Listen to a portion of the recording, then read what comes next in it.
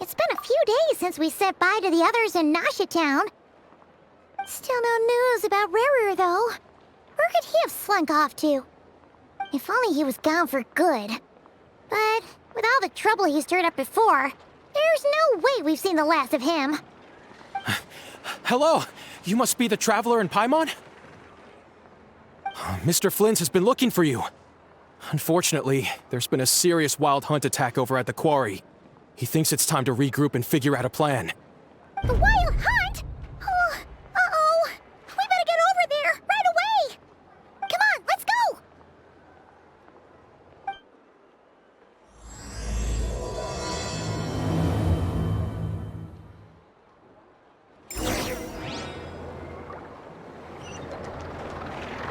Try and stop me!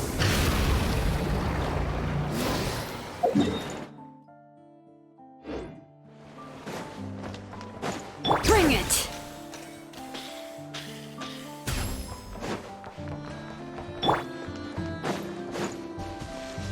Full throttle!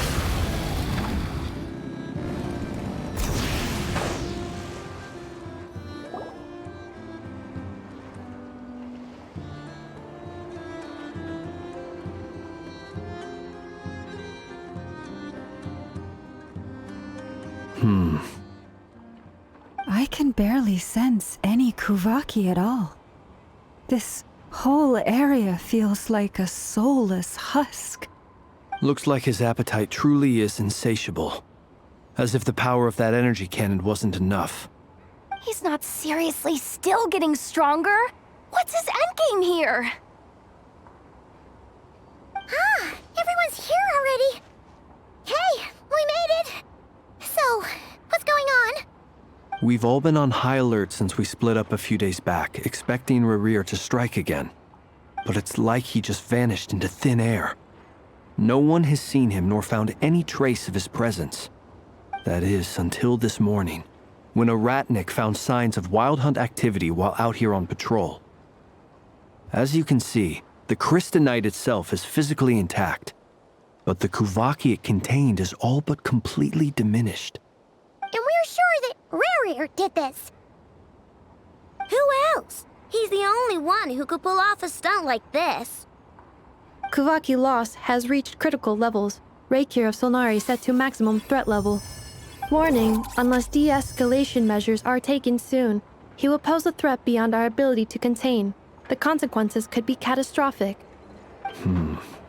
Traveler, do you remember when we encountered Rarir just after regaining his body? There wasn't a shred of sanity left. Nothing but madness and rage. Yeah, didn't he shout out a bunch of names? Then he started raving about how nothing in this world mattered to him. Oh, Paimon gets chills just thinking about it. Oh, but the thought that he's still out there, lurking somewhere in Not Cry, waiting for his chance to strike? Oh, even chillier. Last time we fought, we were already at a disadvantage. If he has such overwhelming strength, why would he suddenly go into hiding? Yeah, if I were him and I wanted more Kuvaki, I'd just take it by force. No point staying in the shadows. Unless something went wrong. His whole resurrection thing didn't exactly go smoothly. The other thing is, how does someone who's completely lost their mind still have the wherewithal to cover their tracks so perfectly? Beats me. According to certain medical studies, insanity does not always entail a complete loss of rationality. It may be that he is simply living in a world of his own. That actually sounds about right. He was ranting away to himself the whole time, like he had zero interest in talking to us. There are many unanswered questions here. He could be right under our noses, and we'd still be in the dark. Besides his name and title, we know little about him. Certainly nothing about his past, or what he might be hoping to achieve. Exactly. And we wouldn't even know where to begin looking. Even Boss hadn't heard of the Rahir of Solnari before all this. I'd be willing to bet that even if we gathered together every scrap of intel in Nodcry, we still wouldn't find more than, like, 3 useful facts about him. So, if we do nothing, he'll just keep getting stronger. And if we want to investigate him, we have no idea where to look. Last time we had Marionette and her big robo-buddy to help us, and we still barely held our ground. If we had to face him alone... Oh, Paimon's head hurts just thinking about it. What are we supposed to do against a threat this big? Well, I do have a little hunch about his next move. Given that he attacked the quarry, I'd say it's likely he'll target other places rich in Kuvaki. Somewhere like the Eye of Krati, or the Pillar of Embla. One thing's for sure. If we just sit back and let him keep absorbing Kuvaki, we really won't stand a chance against him. A perfectly reasonable hypothesis.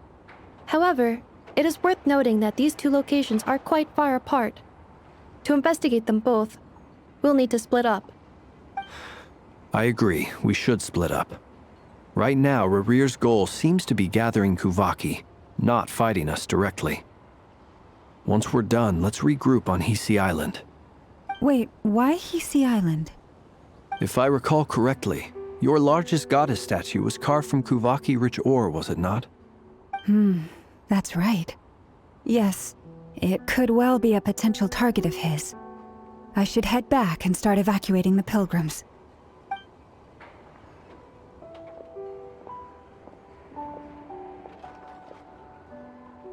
Splitting up's always gonna be risky. But I guess we don't have much choice, right? We're in a race against time here. And if we do run into Rear, what then?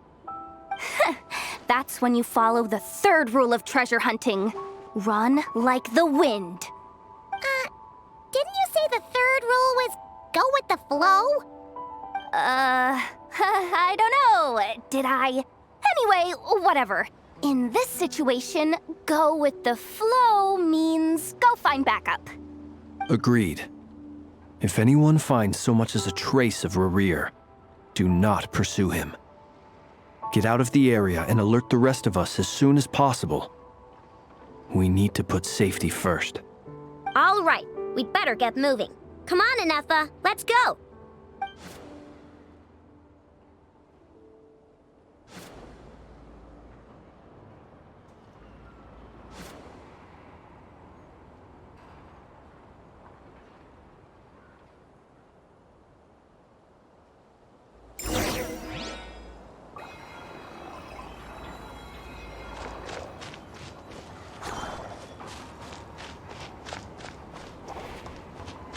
Try and stop me!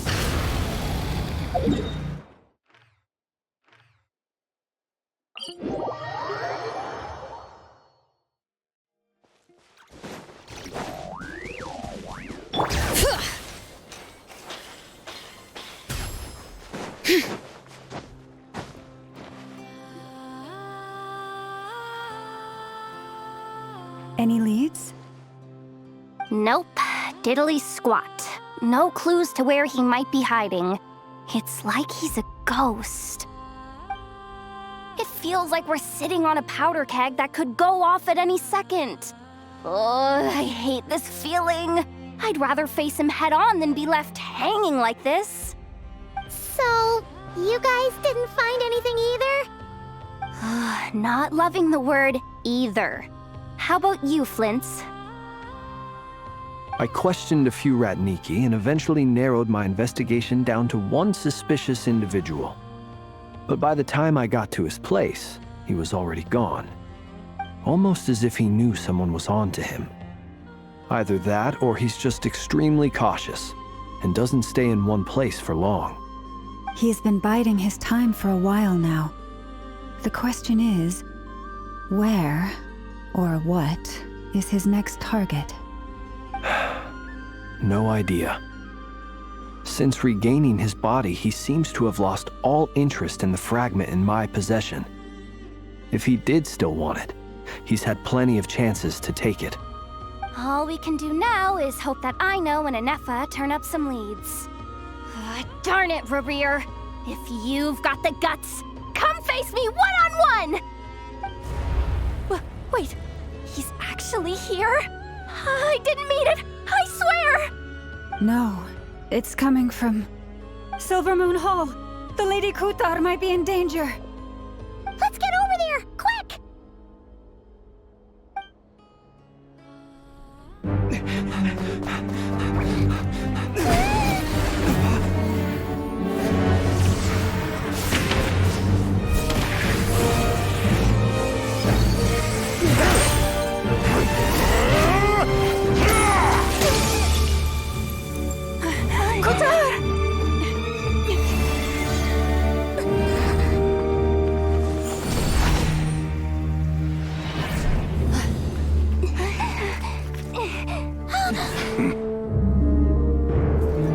Why is he attacking the damsel elect? What's going on? No time for questions. Stop him!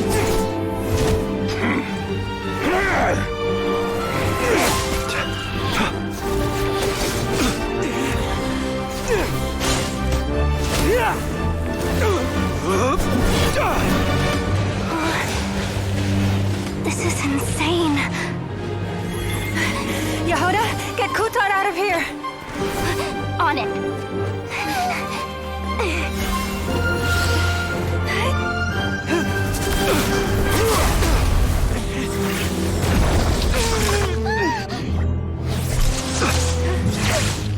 Look where your feeble light has gotten you. Now you shall plunge into darkness. Thalindus, soon I will find a way. Watch out!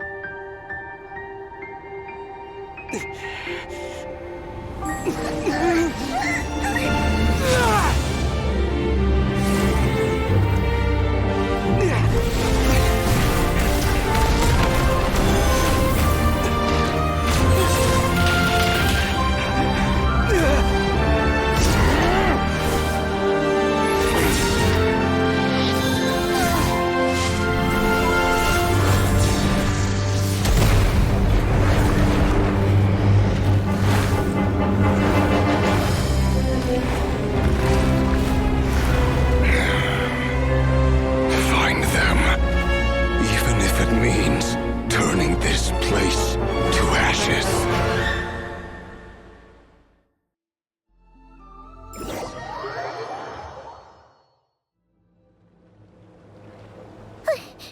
That was too close! We barely made it out of there alive. What's that guy's deal? How'd he get so crazy strong? He's a threat to this entire nation. I doubt his strength could even be measured by conventional standards. I have a question. When me and Anefa showed up, we saw him chasing after this lady like he wanted her dead. What was that all about? We weren't there for the whole thing either. They were already duking it out by the time we arrived. Yeah, we didn't see how it all started. It all escalated so quickly, we had no choice but to step in. Kutar, can you shed any light on the situation? Kutar. Cross-checking database. I see. So you're the one that the Frost Moon Scions refer to as the Moon Goddess? Wait, she's the moon goddess? Oh, no wonder she looks just like all those statues. There are many reasons why people might worship the moon, and just as many why they might despise it. I've never met that person before, but there was no mistaking his deep-seated hostility towards me. Why he holds me in such contempt, I cannot say. But since he hunts the power of the moon, it's no surprise that I am a target. Kutar, There are many potential motives. For instance, you help the traveler escape his grasp. This could be his way of taking revenge. It is also possible that he covets the Kuvaki inside you and seeks to take it for his own. The list goes on. But right now, devising a counter strategy should be our #1 priority. The likelihood of this location being discovered is close to 100%. A counter strategy? But we don't stand a chance against an enemy like this. Surely our only option is to run. He's not gonna chase us to the end of the world, right? So as long as we can sneak out of Nodcry undetected. No, I can't say that. Come on, Yehoda, this is serious stuff. You can't suggest we all just chicken out. Running is our only option. Huh? You seem surprised. But what other choice do we have? We are facing an enemy we cannot possibly defeat in battle. Well, I mean, yeah, but still. It's not too late. I can distract him, so you'll have plenty of time to make your escape. Wait, what? You're gonna act as bait? Doesn't that make sense? I'm the one he's after. There's no need for you to risk your necks on my behalf. A coyote doesn't stop for bypassers while it's howling at the moon. What is it, Loma? The Frost Moon Scions have already grown accustomed to life without their goddess. My presence here is no longer essential, and this is not my home, so you needn't ask me to stay. We can't just roll over and let him get away with this. That's not our style. Yeah, we can't just call it quits after everything we've been through together. Besides, she'd pretty much saved my life back there. If I just ditched her now, I'd never forgive myself. We can't overlook that you have saved our lives multiple times now. To talk of returning the favor would be a little crass for my liking. But suffice to say that we are friends, and friends look out for one another. Rira's true objective remains unclear. Even if we were to sacrifice Miss Kutar, there's no guarantee he would stop. But Kutar, I know why you left the Frost Moon Scions so long ago. It was because people started treating prayer as a form of trade. They would make self-centered wishes, force you to accept meaningless offerings in return, and then expect you to perform miracles for them, as if that were their entitlement. If it were me, I might have walked away too. But I believe that time can change everything, and that sometimes it takes losing something precious to appreciate its true worth. After much reflection, I've realized that this was never about whether the Frost Moon Scions need you. Any relationship based on need is purely transactional. What I truly hope is that you'll choose to stay, not out of obligation, but as part of our family. You were born here, and now you've returned. Who knows? Perhaps it was the moonlight that guided you home. thank you, Lauma. But my power is on the wane. I'm afraid I will be of little use to you now. Very well then. I'll do as you say. Both times you saved us, we were transported across great distances in an instant. Is that one of your powers as the Moon Goddess? It is, but I find it very draining. I barely managed to pull it off just now, and it will be some time before I'm strong enough to do so again. Rejected by the world, my power is dwindling. Like a lake cut off from its source, slowly shrinking away. Now, it has almost run dry. What do you mean, rejected by the world? The 3 moons belonged to the ancient bygone era in which they came into being. From the moment I was born, the world itself has been steadily sapping away at my strength. 3 moons are not one and the same.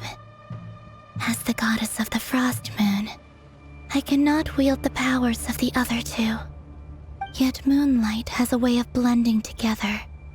Each can reflect the other's glow.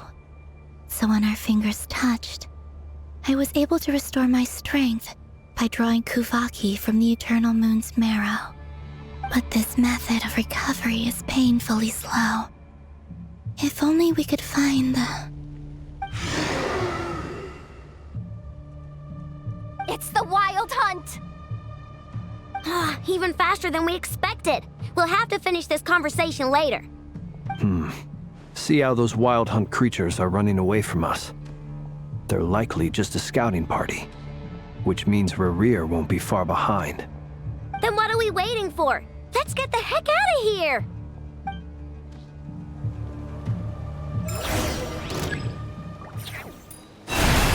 With one heart, we pray.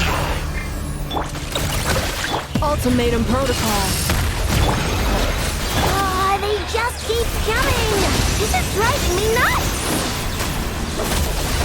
Rerir's closing in on us. We need to pick up the pace. There's too many of them! And this time, we can't fall back on Futari's house to escape! This goes on much longer. The long sleep beckons.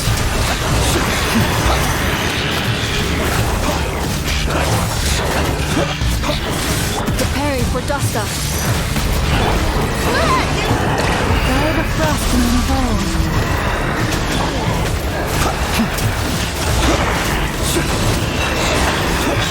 Beware the creatures of the night.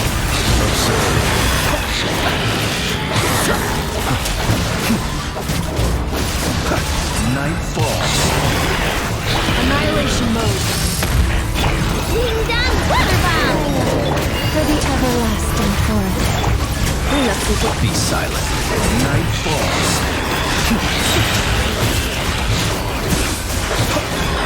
The long sleep beckons. Observe. Night falls. Preparing for dust-up.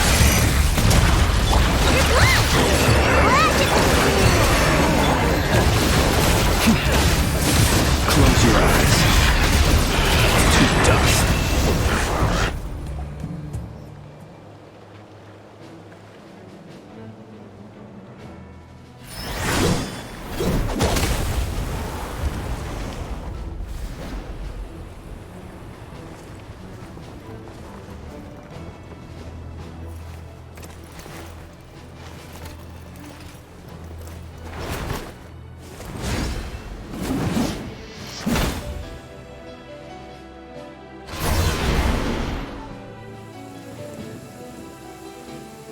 What's the matter? Bit off more than you could chew?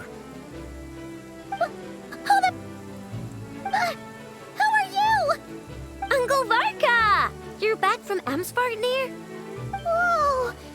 You're Varka? Grand Master of the Knights of Favonius? We could save the intros for later. Right now, let's get you all out of this hellhole. Follow me. I know somewhere you'll be safe. Oh, is that where I think it is? That's the one. Come on, move! There's no time to waste.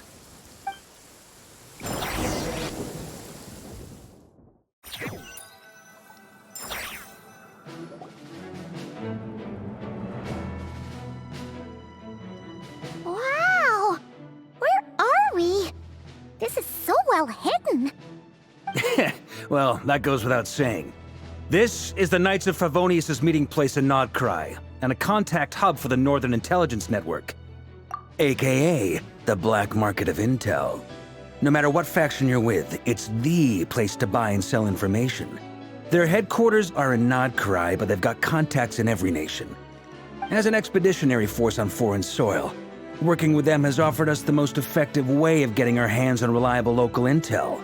This is where we meet, so naturally, it's secure. Anyway, where were we? Folks from Nodcry should be pretty familiar with me by now, but I believe this is the first time we've met. Allow me to introduce myself. I am Varka, Knight of Boreas.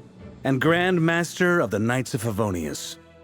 We've heard all about you. This meeting's been a long time coming. You look way younger than Paimon expected, but you definitely have that Grand Master vibe. Well, I'm no spring chicken. Just not showing my age yet. Definitely feeling some of that back pain today, though. Rushed back from Amsfartnir without a wink of sleep, only to get right into another fight with that freshly revived maniac. Another? You mean you fought him before? Yep. He wasn't nearly as strong back then, but he was still a formidable foe. I brought some of the knights along to give him a little surprise, but he saw us coming from a mile off. My squad took heavy injuries, and I barely made it out alive myself. We knew it might have been our last chance, so we staked everything on it. But still, it wasn't enough to stop him. I tried tracking him down afterwards, but he didn't leave a trace. Even in his unhinged mental state, he's as cautious as any trained operative. So, I decided to come find you. And as luck would have it, turned up to find you being ambushed by the Wild Hunt. The rest, you already know. Is that why he's been frantically absorbing Kuvaki these past few days? Because he sees you as a threat? Maybe I'm part of the equation, but even if I weren't, I'm sure he'd still be gathering power. He's clearly working up towards something. Note to self, Uncle Varka's strength rating officially upgraded. Guess it's my turn to ask questions now. So, what exactly has been happening in Nodcry? Why is the Wild Hunt returned in humanoid form? And why is it after you? That's a long story, but I'll try to make it quick.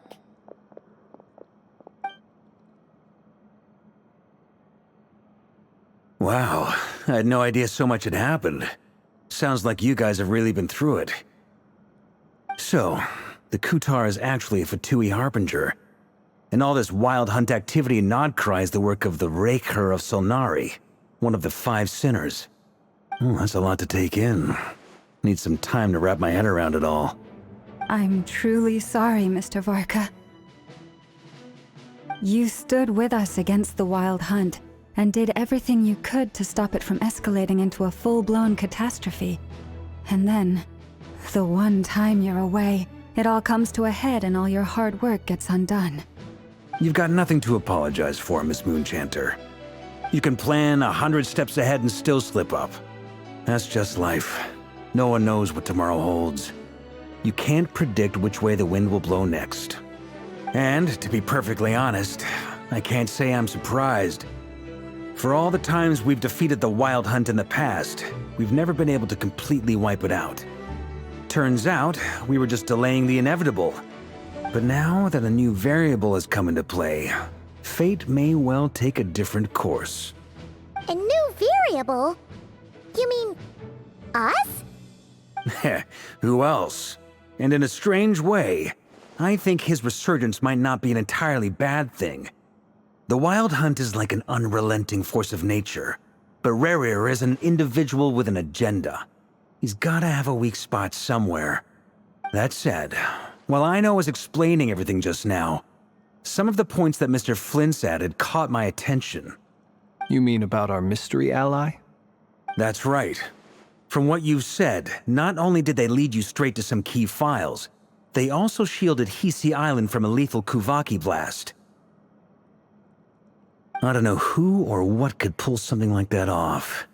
Heck, even Miss Columbina doesn't have a clue. I hadn't heard the story about those files. Would you mind repeating their titles for me? Wild Hunt Phenomena Log, a Nodcryan Ratnik's Field Journal, and Kuvaki Survey Log. Oh. No. Still doesn't ring a bell. Another dead end. Guess all we can do now is hope that our mystery ally keeps showing up when we most need them. Still, it's safest to assume they won't be intervening again. From here on out, we'll have to resolve this crisis by ourselves. Your intel also explains something else I've been wondering about. The reason I led my team to Amsfartnir was because we'd had reports about a possible source of the Wild Hunt showing up there. But once we looked into it, it turned out to be a red herring. I don't know who was behind it, but clearly, it served its purpose. I doubt it's by chance that he happened to make his comeback while my attention was diverted. And from everything you told me, it sounds like his scheming began well before his return. So maybe luring me away was all a part of his plan. But is it even possible that he orchestrated all of this by himself? The Moon Maiden and the Raker of Solnari, Nodcry of all places. The way everything is unfolding, it can't be a coincidence. So, what do we do now? Got any ideas? Right now, we've got at least 3 things to consider. Let's go through them one by one. First, we need to figure out how to take down Rerir. If we can't beat him in a straight-up fight, the rest won't even matter. To my knowledge, the bulk of Nodcry's fighting force is already gathered here. But even with everyone united, we're still no match for Rerir in his current state, let alone with his power still growing. What if there was a way to tap into a new power of our own? How so? Have you thought of something, Columbina? 3 moons once watched over this world. The Eternal Moon was the largest. The Frost Moon was the brightest. And the Iridescent Moon was the most mysterious. They say that back then, the 3 moon goddesses wielded immense power, enough to shape the workings of the world itself. I now bear the Frost Moon's power, and the Eternal Moon's marrow resides within the Traveler. Hold on. Are you suggesting? The iridescent moon, the last piece in the puzzle. That's right. If we can find the Iridescent Moon's marrow, I will be able to regain my strength much more quickly. The 3 moons are said to stir the tides and illuminate all things. Perhaps they hold further secrets beyond our understanding. According to my analysis, the solution is feasible. However, it is subject to one major condition. How do we locate the Iridescent Moon's marrow? I know a way, but we will need to visit the Fatui's Experimental Design Bureau. The Experimental Design Bureau? Are you saying we need to involve Marionette? Yes. I must speak with Sandrone. It's a long way from here to the Experimental Design Bureau. There's a high chance you'll be spotted. You shouldn't go alone. Then that's settled. Next up, our second priority. Somehow, we need to figure out Rerir's end goal. As you saw for yourselves, when he was still in his wild hunt form, everything he did was for the sake of recovering his body and resurrecting himself. His first act since then, after laying low for a while, was to try and assassinate this young lady. People's obsessions often reveal their greatest vulnerabilities. There must be a reason why he despises the moon so deeply. Perhaps it sheds some light on his title, the Raker of Solnari. The Wild Hunt has plagued Nodcry for centuries now. If we want to stop it for good, we have to get to the root cause of what's driving it. It's true. We still know very little about him. If Kuthar hadn't given us that lead, we wouldn't even know his name. But where would we even start? I doubt even the Intel Queen of Nodcry has a clue, and she has info coming out of her ears. Oh? That's a rather hasty conclusion for someone who's so painstakingly meticulous when it comes to dealing with machines. Ah, she heard me.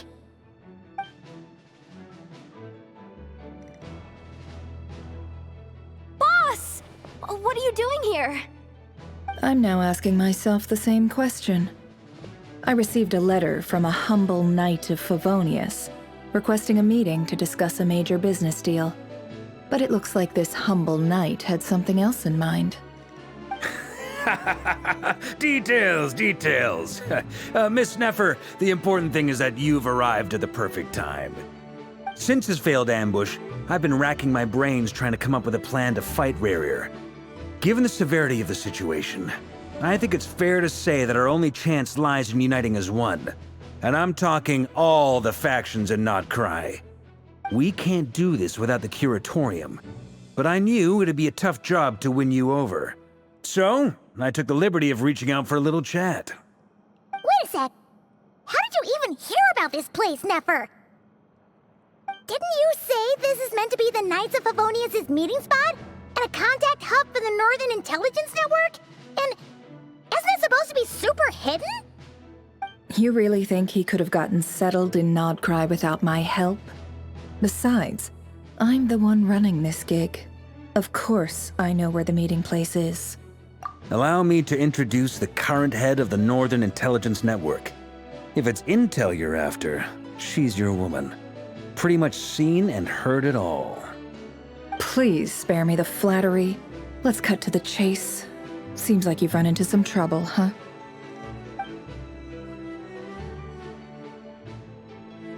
Well, this certainly qualifies as an unforeseen crisis.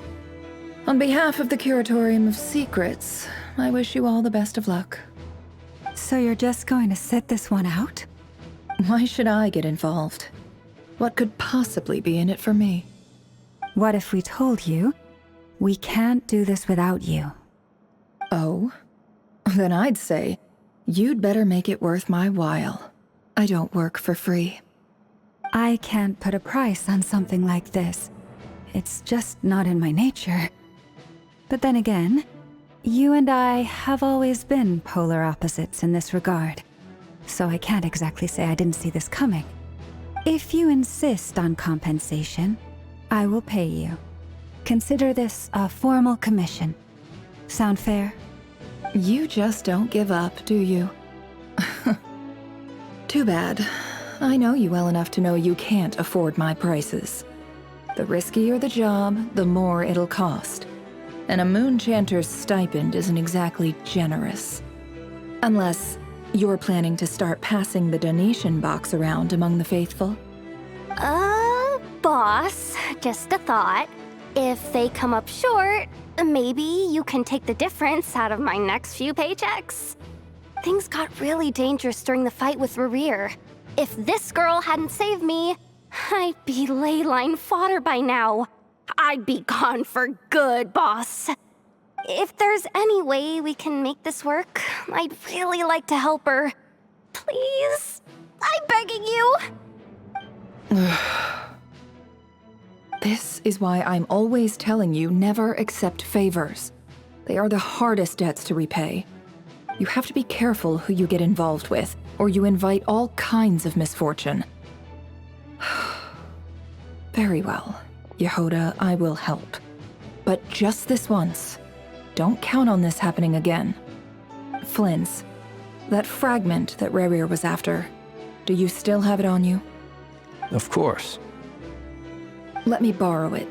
I need it to follow up on some leads. Wait, you actually have some leads?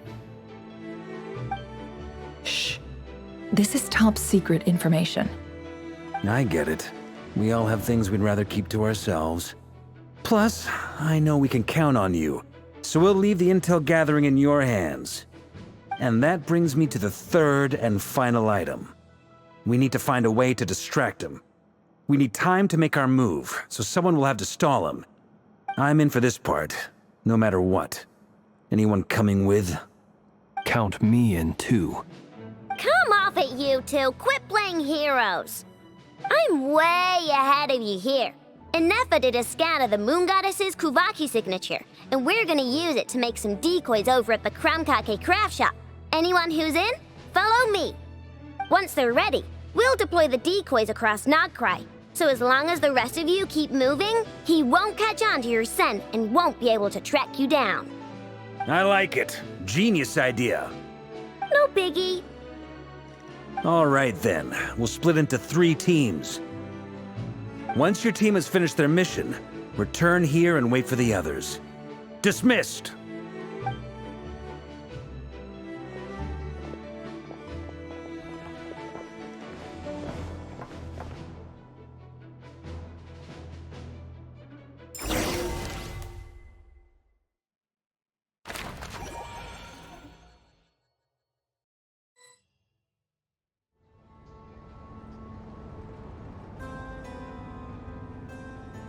Lady Damselette. Wait. And you two? What are you doing at the Kuvaki Experimental Design Bureau? We've been doing our best to mind our own business lately. But if you're just gonna waltz up here like this, you're seriously pressing your luck. Don't blame us for doing what we have to. Huh. You really think that's gonna scare us off? We're not looking for any trouble. I just want to see Zandrone. Do I need to remind you that you're still a wanted fugitive for deserting us? Out of consideration for our former ties and the crisis we're all up against, we'll let you leave in one piece. But don't even think about trying to get inside. Let them in. But... Are you going to make me repeat that? no, my lady. Zandrone seems to be in a good mood. Must be maintenance day.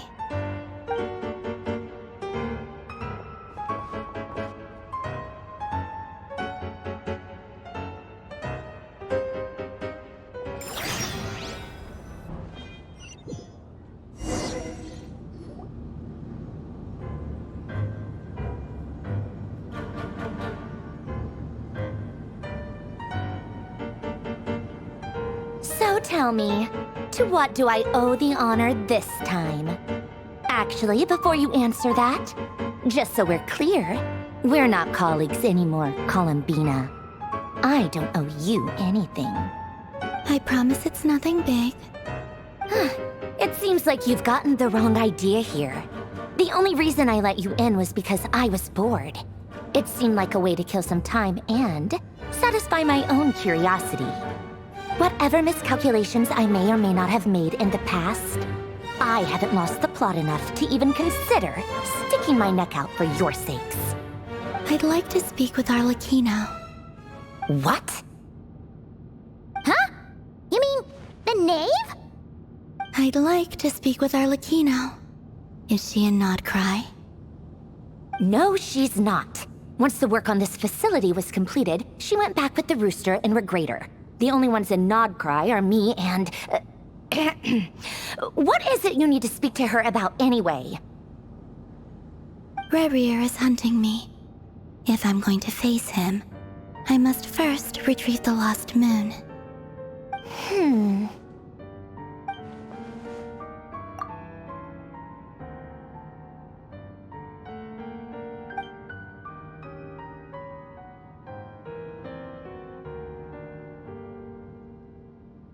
Is that a no, then?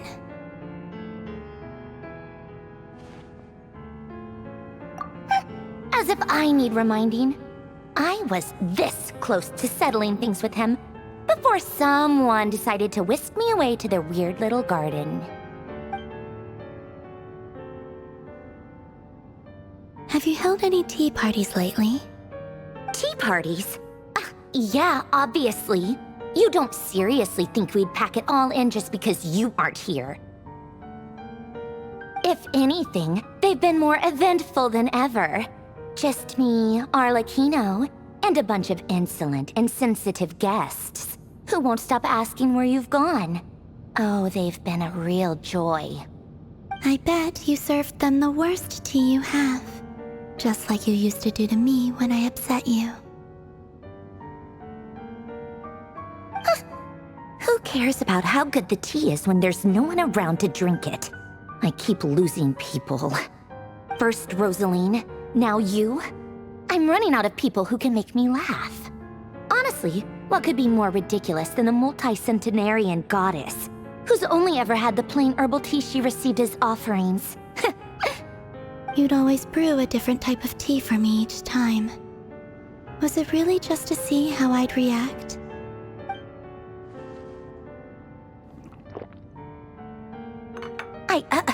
Well, duh. Why else? Watching you squirm was practically my only form of entertainment.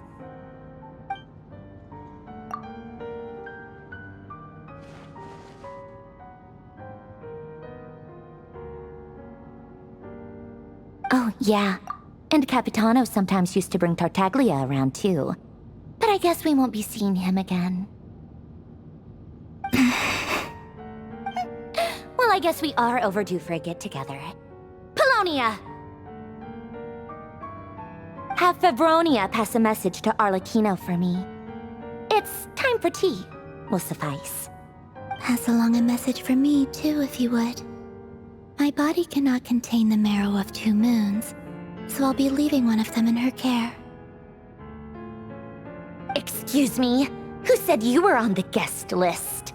If my tea meant that much to you, maybe quitting the Fatui wasn't your brightest move. Back when you were under the Tsaritsa's protection, no one would have dared come at you so openly. But that protection didn't come for free. In fact, I paid dearly for it. At the end of the day, it was just another transaction. I just got tired, that's all. I never wanted any part in their grand ambitions, and I've had enough of being treated like a bottomless supply of power. It brings back memories from the old days, when I was still worshipped as the moon goddess. Centuries on, it may be a different group of people, but I see the same greed in their eyes. I figured you'd leave eventually. You didn't have as much of a reason to stay as I do. The Tsaritsa gave you shelter and protection, but that was it. Nothing more, nothing less. Meanwhile, the Fatui demanded everything from you in return, until it was more than you could bear. I get why you left. And frankly, I have no interest in dragging you back just because the higher-ups told me to. But if you keep hanging around with this riffraff, the next time we cross paths, we might be enemies for real.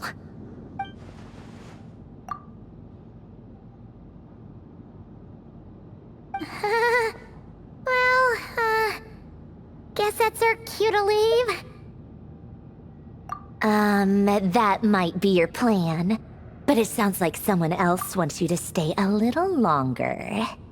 Huh? What do you mean? Listen.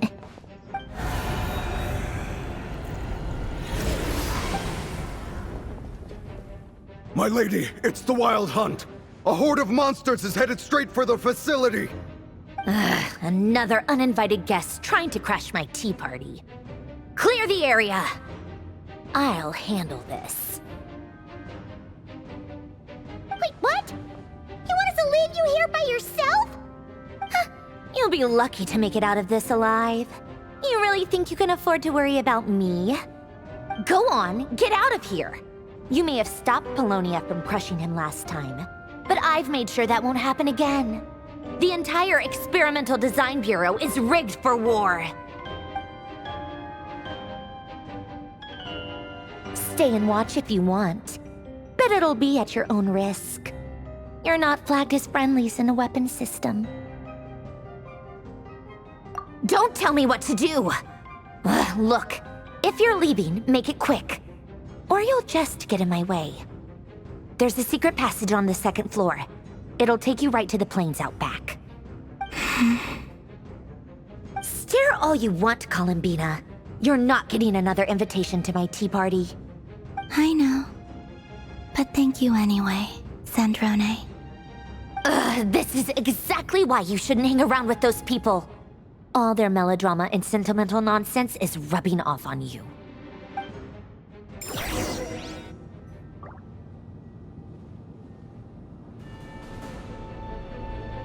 Come on then, Mr. Ray here.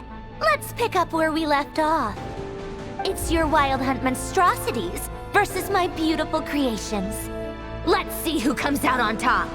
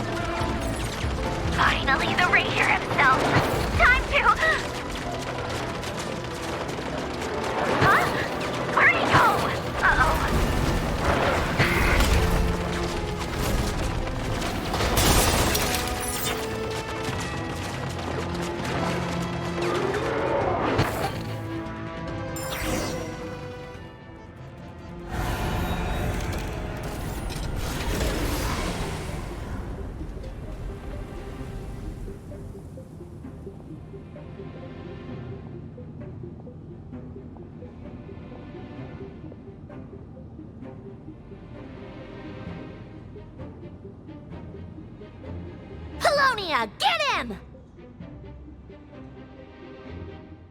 I've upgraded Polonia again since our last encounter, and uploaded every last scrap of your data. So let's finish this, once and for...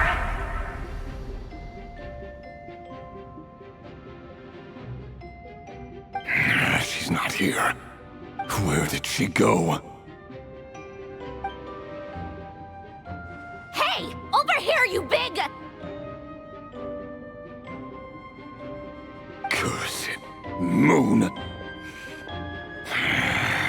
Go. Keep searching. She cannot have gotten far.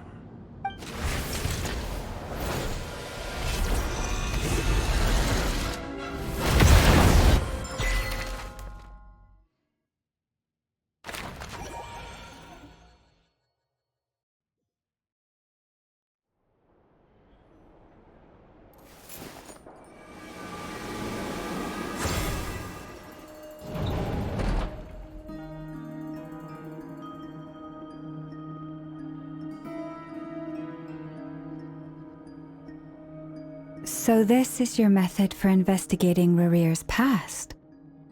It almost looks like some kind of ceremony. Good deduction. But it's quite a different affair from what you're used to with the Frostmoon Scions. Whoa! First time I've ever been in here. Boss always said it was off limits, so I pictured some kind of creepy dungeon. But it's actually kinda nice. Oh, I guess this must be Sumero decor? That's where Boss is from. And that nice shopkeeper who sold me my treasure compass. I'm not sure exactly what you've got planned, but it looks like you're all set. When do we begin? Whenever we wish. But for some reason, I've got a feeling this isn't going to end well. I've never faced Rarir myself, but from what you've told me, his power is beyond anything I could imagine. I, on the other hand, am just an ordinary businesswoman.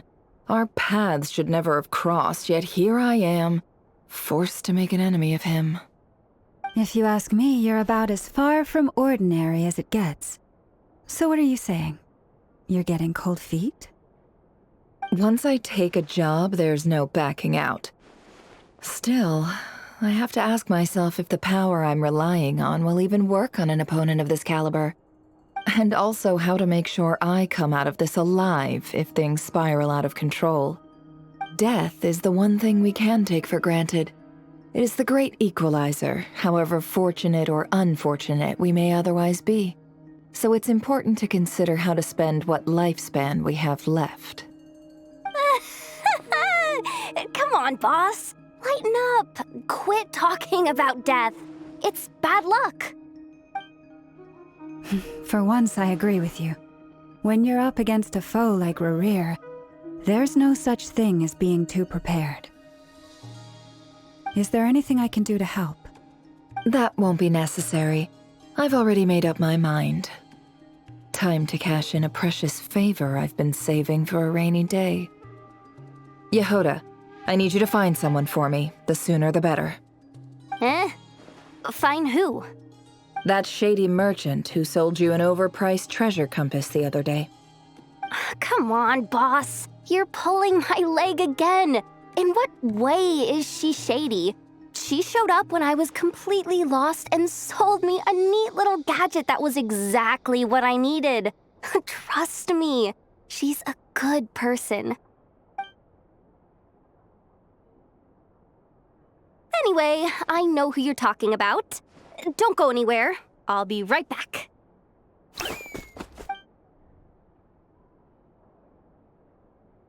Quit grabbing me. I genuinely can't run any further.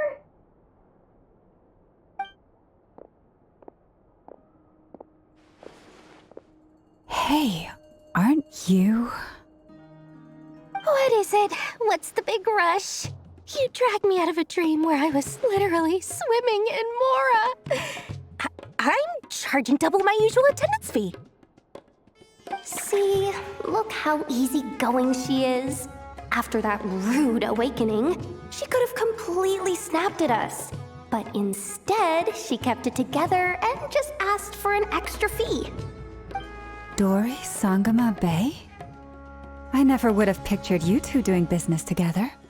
If you want to make it big in Nodcry, it's all about connections. Lady Nefer just so happens to have a lot of intel that interests me. And she also did me a big favor in the past. It was back when I first arrived in Nodcry. My trusty assistant, the genie in my lamp, had an adverse reaction to the Kuvaki and fainted. And wouldn't you know it, that's when I suddenly find myself in a life-or-death situation. Good thing my compatriot was there to swoop in and save the day. I've been giving her a 30% discount off all of my goods ever since. Now, so that no one here feels left out, I'm willing to extend a 20% discount to fellow friends of Boss Nefer.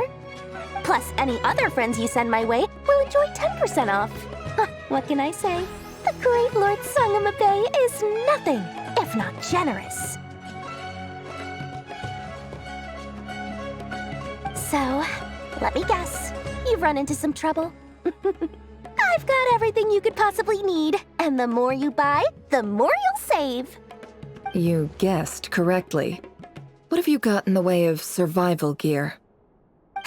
The one type of gear I've never been short on. What are you looking for? A jetpack fresh from the Academia's labs? An ancient suit of armor dredged up from the bottom of the sea? At the very least, I need to know what kind of opponent you're dealing with here. If even you're worried about staying alive, it must be pretty serious. What if I told you it's someone with the power to bring a nation to its knees? Is that so? Then we really are talking top-shelf treasures. I don't have anything like that in stock right now. I'll have to ask my supplier. Your supplier? A powerful woman, make no mistake. I can't reveal her identity, but luckily for you, I hear she's planning to visit Nodcry in the near future. If you're willing to wait, I can ask her when she's here. Can't say exactly how long that'll be, though. Then, let me put it another way. What would you do if you encountered an enemy like that? Roll over and serve yourself up on a silver platter? Of course not. I have a handy little trinket from one of my generous suppliers, which... Hold on. What exactly are you getting at? No, this is for my personal use only! Let's just say I'm borrowing it, all right? Just for insurance purposes. You'll get it back later. Favors are the worst kind of debt to owe, and now you've got a chance to repay one. A win-win situation, don't you think? Fine. You can borrow it for 5 days. No, make that 3. And for every extra hour after that, I'm charging you 1,000,000 mora. Deal? Deal.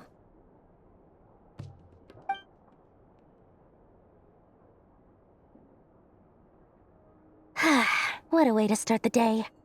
Now, was there anything else you wanted? Or can I go back to bed now?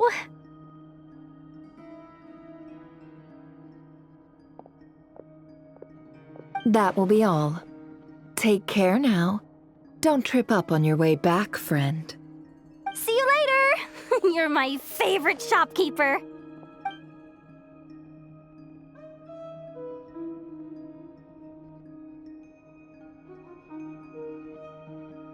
Excellent. Everything is well and truly ready. The ceremony can now begin. After initiating the ceremony, your minds will follow me wherever I go.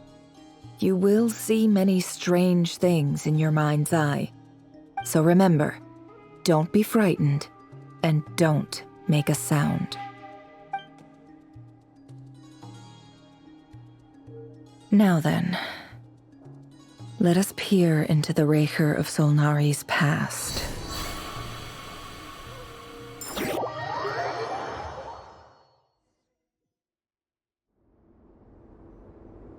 I made it. I don't recognize this style of architecture. Must be Conrian. Simple furnishings, table and chairs. It's a more ordinary house than I might have expected. Looks like the fearsome Raker of Solnari came from surprisingly humble beginnings. Unless this passed for luxury in Conria. Unlikely. It was said to be a very prosperous nation in its heyday. Anyway, I'll keep exploring.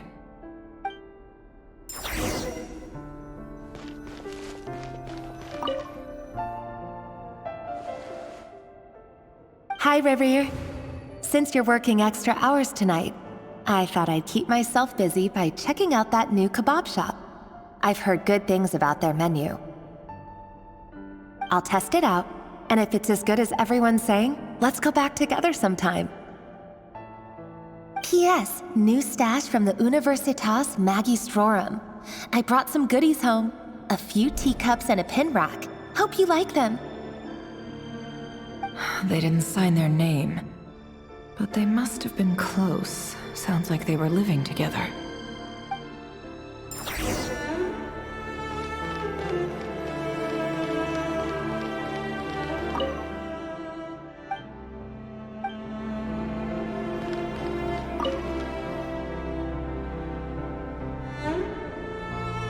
I went over to Joseph's for drinks today.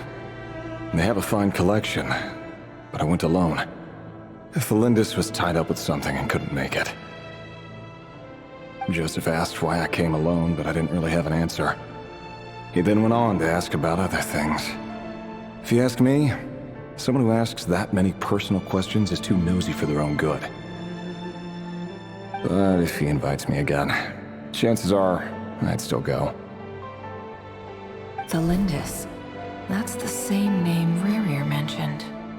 Grain imports keep falling. If things don't pick up, we'll soon be back to meat and mushrooms only.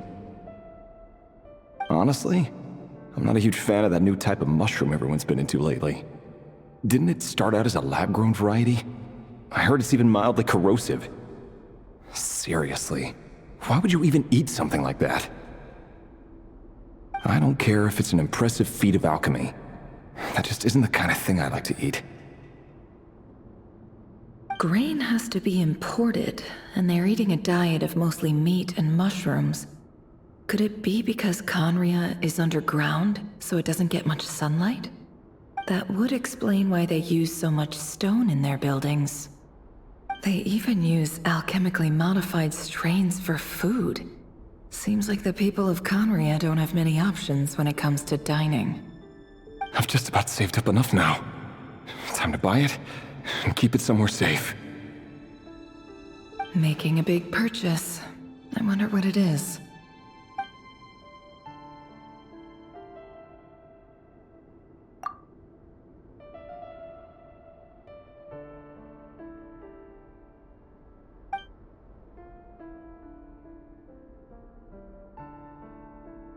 He really is a professional. No wonder he's so good at covering his tracks. Despite what he's become, it seems like he's retained certain habits, at least in this regard.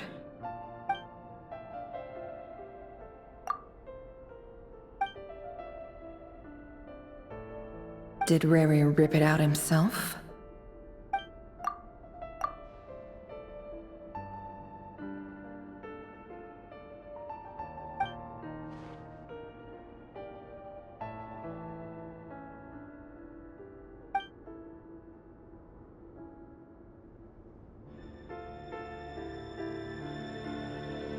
Before I met you, I was convinced that my heart was nothing more than a stagnant pool.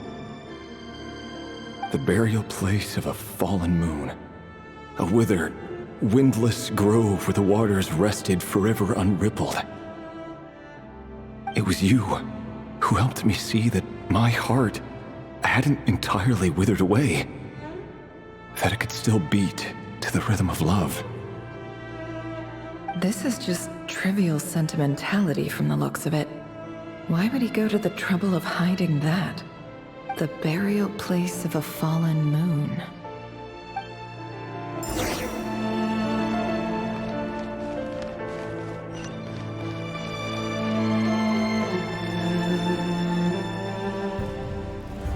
Reverie, over here.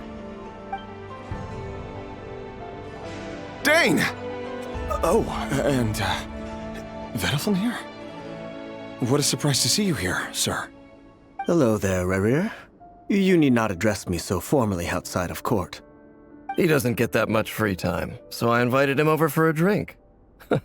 Even the court prophet deserves a break every now and then, right?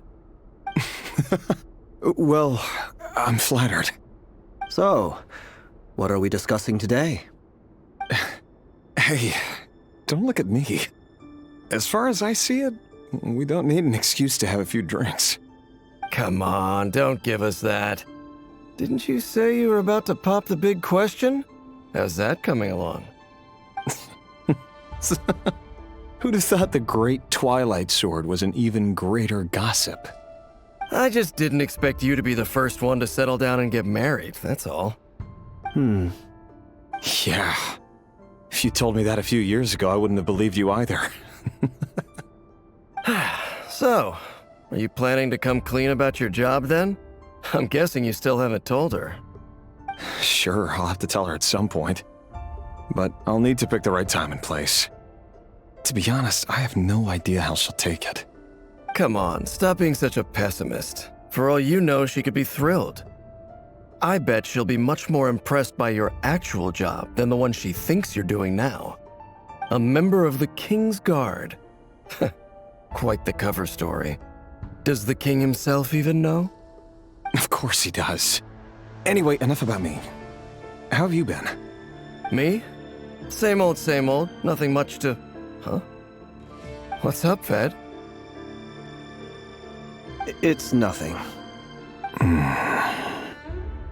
Vedaflin, Daneslif's elder brother.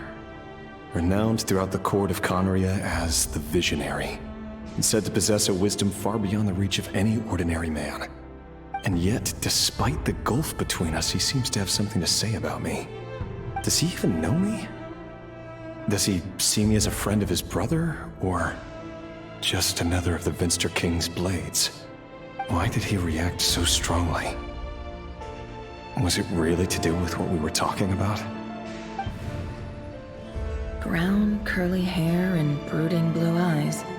So this is what Rerir looked like back in the day. Perfectly normal. No different from anyone else. As frightening as this monster is in the present, there's something even more unsettling about seeing the human he used to be.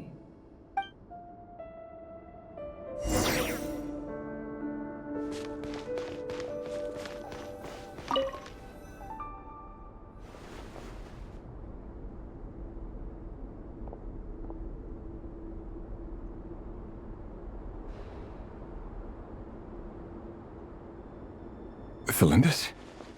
You're back early? Our equipment's being serviced today, so I got off earlier than usual. How's your day been? Aw, why the long face? Is something the matter? Has your boss been giving you a hard time again? Went for a drink with Dane and the others after work. Isn't that a good thing?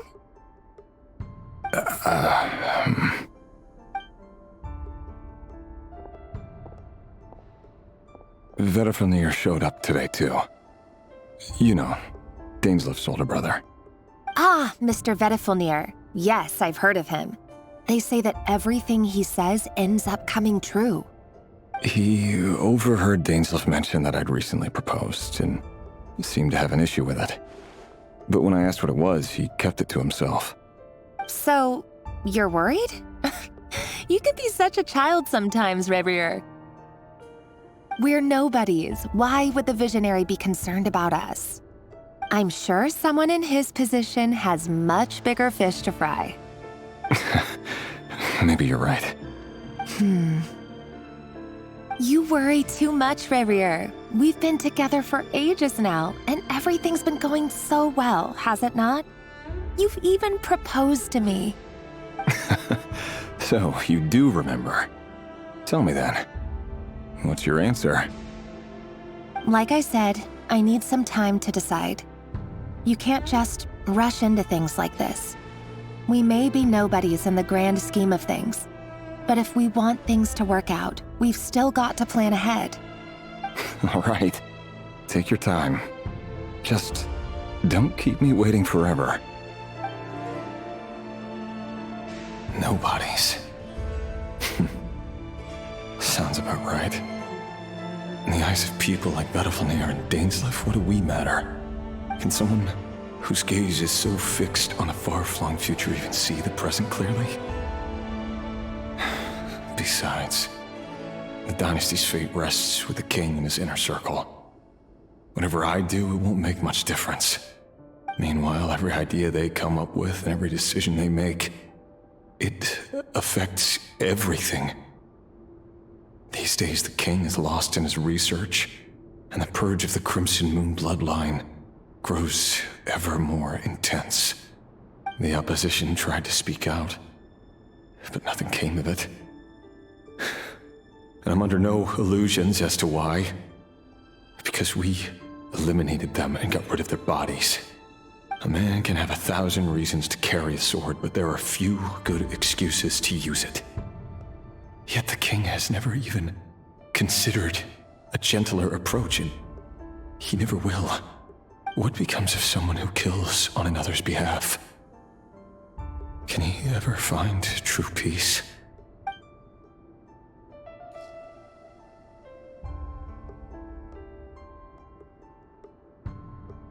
Thelindis?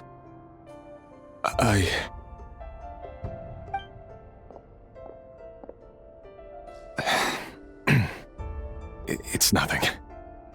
You were right. Fate has never smiled upon nobodies like us. But by the same token, it's unlikely to bear a grudge against us either. There's no reason we can't keep living happily together, cherishing the simple joys of each day as they come. See? You just need to stay positive, Revere. I can feel your warmth, your breath. You're right there, right by my side. Just seeing you makes me happy in a way I can't explain. And that's something that no one could ever take away from me. So smile, my love. Let go of that frown. You're right, Thelindis. I've just been overthinking things. That's better. Getting caught up about things like this will only ruin our evening. Speaking of which, all set for the ball tonight? I need to go get ready. You go ahead. I just have a few things to take care of, then I'll come join you. Even busier than the big shots, huh?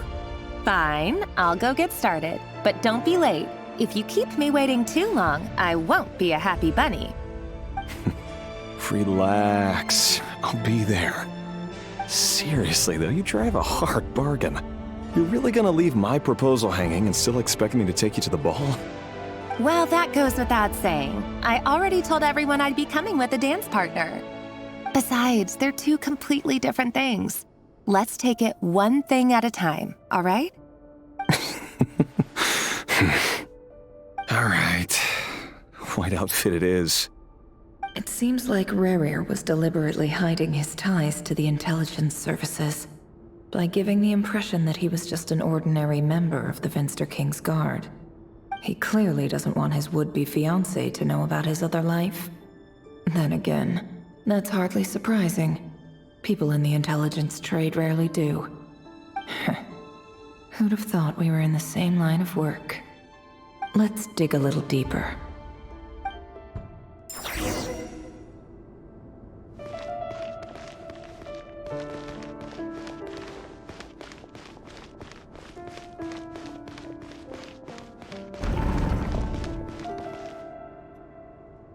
Our last operation was a resounding success, and all thanks to you, Rehir of Solnari. In total, we apprehended 32 dregs of the Crimson Moon, and 67 accomplices. After all these years since the dynasty's fall, so many of them still linger on. Indeed, it cannot be denied. Yet it was destiny that the Crimson Moon should be overcome by the eclipse, and that His Majesty, the all-seeing Vinster King, now guides our nation on the path to prosperity. Conria has no further need for a dead moon. But alas, there will always be those who refuse to see the truth, choosing instead to romanticize the past. That's not entirely true. much about the Crimson Moon era was worthy of remembrance. And that's exactly why they keep trying to see it restored. Many of its secrets remain unsolved to this day. As it happens, that's precisely the field of study my partner is devoted to. You still haven't told her what you really do for a living. Where would I even start? How do you tell someone that you're one of the king's hand-picked executioners? That your hands are steeped in blood? You didn't choose this life, any more than I did. Orphans like us don't get a say. But I'll sure as heck be the one to pay for it. Speaking of which, we need to be more rigorous in the way we identify direct descendants of the Crimson Moon. Someone, it seems, has strong opinions about my future plans. Most likely my marriage in particular. I have a feeling that we may soon become targets of the Crimson Moon's retribution. Your concerns are not unfounded. They've taken out many of our colleagues these past few years, and for that very reason. These are no helpless lambs we're leading to the slaughter. They're wolves in sheep's clothing. Take care, Rayhir of Solnari. I look forward to toasting you at your wedding. Thanks, Thorkel. You look after yourself, too.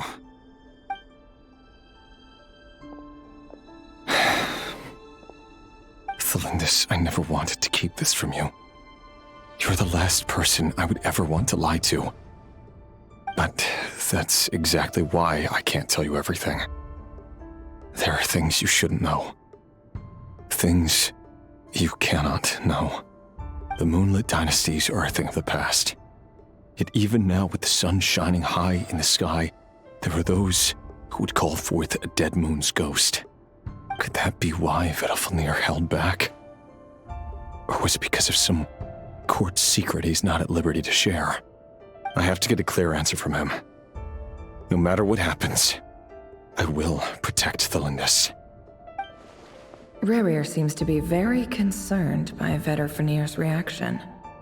Vedalfnir and Dainsleif, the Visionary and Twilight Sword. So that's what they were really like. I've investigated this whole area now. There doesn't seem to be any other memories here. Should I try somewhere else? Wait a second. What's this black smoke?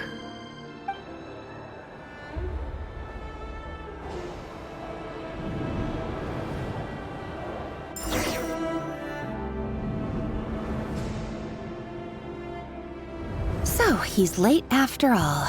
Just you wait, Rayhir. You're in for it. Big time. Are you waiting for someone, ma'am?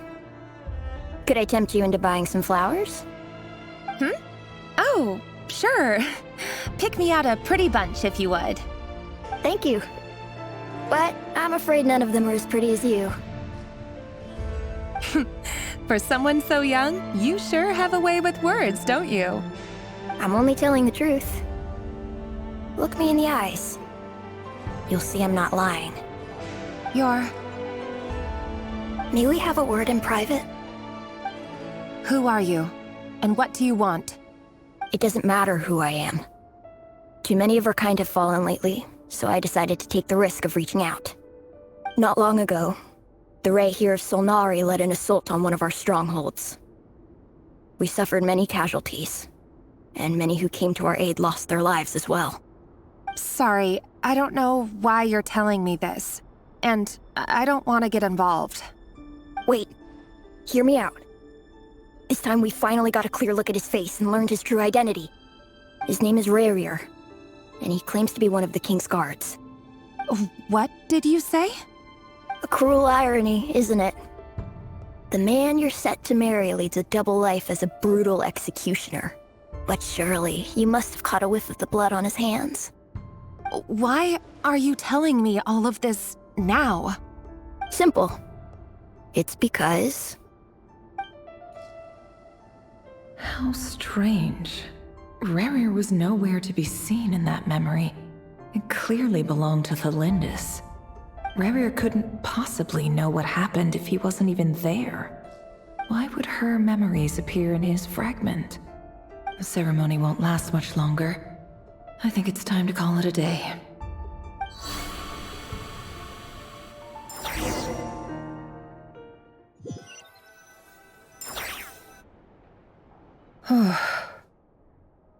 So that was your doing? Did you just pull us inside Rarir's fragment to spy directly on his memories? Any more questions, and I'll have to start charging. I had no idea you could do that, boss! Seriously, that was amazing! We're not worthy. We're not worthy! I gotta admit, though, I'm itching to see what happens next. Feels like we barely scratched the surface. I'm just as curious as you are, but the ceremony only allows for limited time inside. That's all we can see for now. Luckily, we managed to learn quite a lot. So far, so good. I just hope the others are doing okay too. Especially the group with the Traveler. Their mission is a risky one. Let's hope it's all going smoothly. If you're worried about them, go see how they're doing. If I know Boss, she's gonna need some time to write up all the details and make sure it's all coherent. I'll stay behind to lend a hand, but feel free to head back and meet up with the others.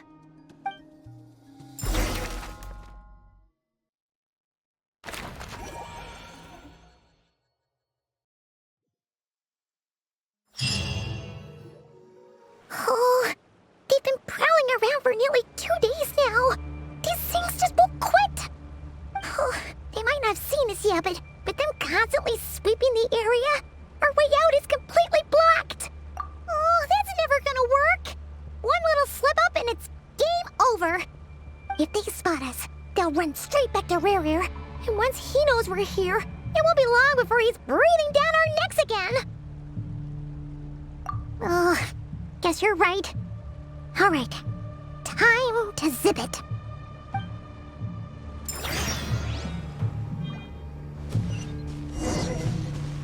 Quick, hide! We almost got spotted! Phew! That was a close call.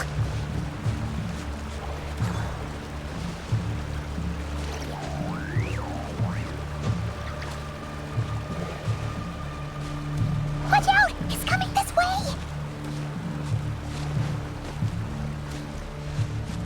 Keep going. We're nearly there. This is the final hurdle.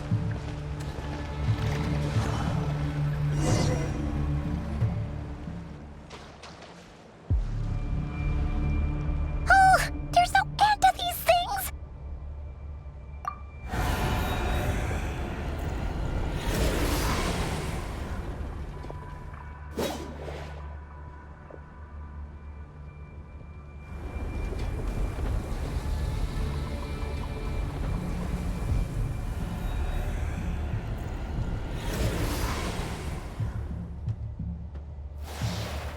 Fire. Fire? Wait, what's that smell? Oh no, there's a fire!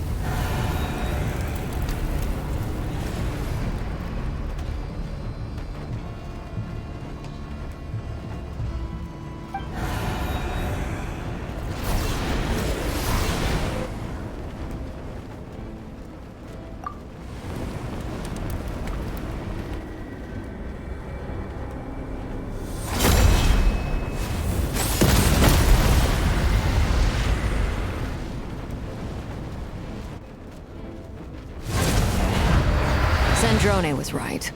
You look weak, Columbina. The old you would never have let such lowly creatures bar your way. Word has it that you did something for the Tsaritsa, and that's why you've lost most of your power. Freedom comes at a heavy price, doesn't it? It's Arlecchino! You came! Hello again, Columbina. And greetings, guests of the House of the Hearth. It's been a while, Arlecchino.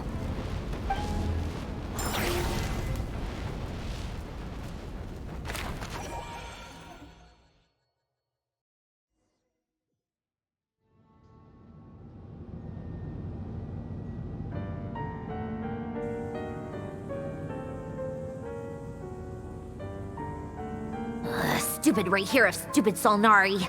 Ugh, whatever. I've got all the data I need. Next time we meet, you're finished.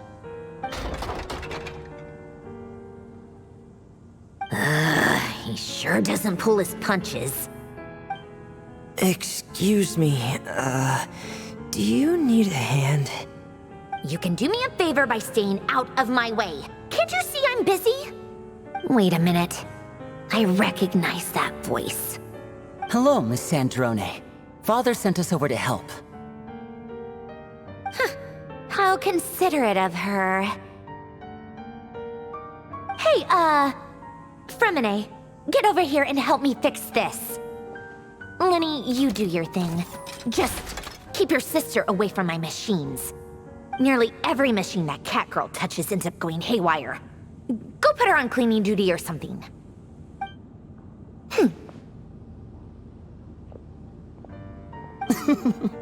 Then let's start downstairs.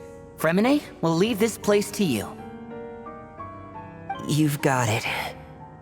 Wait a second. Pretty sure there's still some tea in the cupboard. If you want some, you'll have to make it yourselves.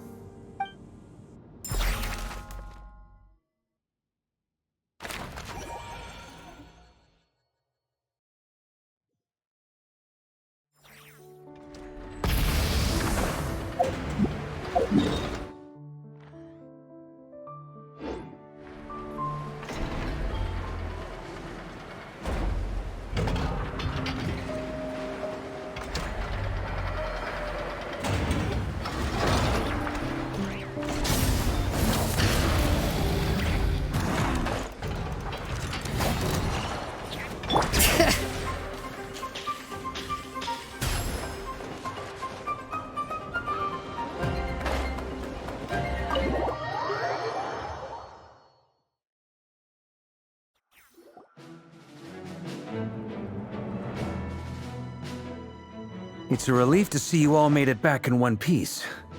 Huh? Feels like there's quite a few people missing. Where's Flint's and the others? And what about Nefer? I returned ahead of them. Flint is helping Aino and Anefa to set up the decoys and buy us some time. As for Miss Nefer... Boss is still wrapping things up on her end. She sent us back to fill you all in on the top secret intel we've been gathering. I see. Then let's get right into it. But first, who do we have here? You brought someone else in to help? Greetings. I was invited here to help as a longtime Tea Party companion of Columbina's. You may call me Arlecchino. Surely it can't be. Those eyes. Oh, where have I seen them before? Wait, of course. In those memories we just saw. The only Arlecchino I know is the fourth of the Fatui Harbingers. So either you share a pretty uncommon name, or you're more than just a Tea Party buddy. You are well informed, Grandmaster. A man from Mondstadt living all the way out here in Nodcry, and yet the people and affairs of Snezhnaya seem to hold a special place in your heart. Oh, the feeling's mutual. Sounds like you know all about who I am, too. A Fatui Harbinger. The atmosphere in here just got really tense. Guess we can't just start trusting Fatui Harbingers, even at a time like this. I must admit, though, I'm a little curious. Seeing as the Moon Goddess no longer belongs to the Fatui, what makes you so willing to put your neck on the line here? Nor does Nodcry belong to Mondstadt, Mr. Varka. Yet still, you're fighting for it all the same. Things don't always have to have a tangible payoff. Sometimes, stopping things from spiraling out of control is a higher priority than chasing the spoils of victory. Of course, I can't say there's nothing in it for me at all. But that's between Columbina and myself. Forgive me. I don't mean to doubt you. It's just that the Fatui really have been the source of many of our troubles. We have our own way of doing things here in Nodcry.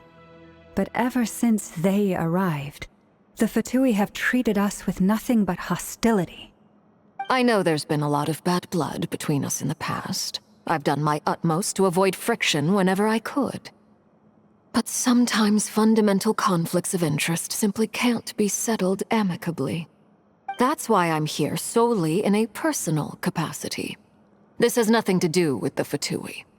As a gesture of good faith, I'll be frank. I can help Columbina track down the iridescent moon's marrow, which will help her restore more of her power. Anyway, what else is on the agenda? Let's begin.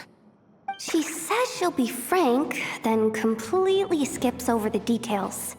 Looks like she doesn't want to give away too many secrets after all. But she clearly wants to change the subject. It'd be awkward if I tried to bring it up again now. I guess we'll just have to go along with it.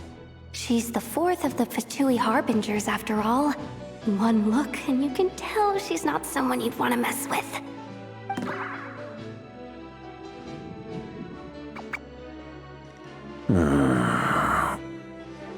Well, since Miss Arlecchino sounds confident in her ability to handle that, we'll proceed to the next topic. Yehoda, time to share that top-secret intel. All right, listen up, everyone. First, we now know that Rerir was originally a Conrian secret agent whose primary mission was to hunt down and assassinate the so-called Dregs of the Crimson Moon. The Dregs of the Crimson Moon? Mm-hmm. In the memories, there was a lot of talk about the Crimson Moon and Eclipse, and a whole bunch of other stuff from the time of Conria. To my knowledge, those were the names of two different Conrian dynasties. Long, long ago, it is said that the people of Conria worshipped the Crimson Moon, drawing a mysterious power from its reflection. But one day, a coup saw the Crimson Moon eclipsed, hence the name of the new dynasty that replaced it, and how it became the new emblem of Conria. Still, long after the Crimson Moon dynasty had fallen, the last ruler of the Eclipse dynasty, the Vinster King, still coveted the secrets it left behind. So, he sent the Rehir of Solnari to secretly hunt down the Crimson Moon's few remaining followers. In those days, Rerir showed no signs of madness. In fact, he was as normal as any other person. Oh, and he had a fiancé, or at least a would-be fiancé, called Tholindis. What's the matter?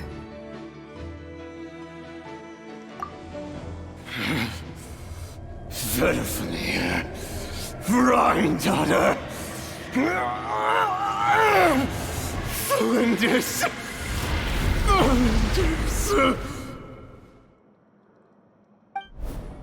Interesting. Anything else? What about this would-be fiancé of his? Do we know anything about her? Well, she was a researcher at the Universitas Magistrorum, but it felt like she was hiding some kind of secret. Oh, and one more thing.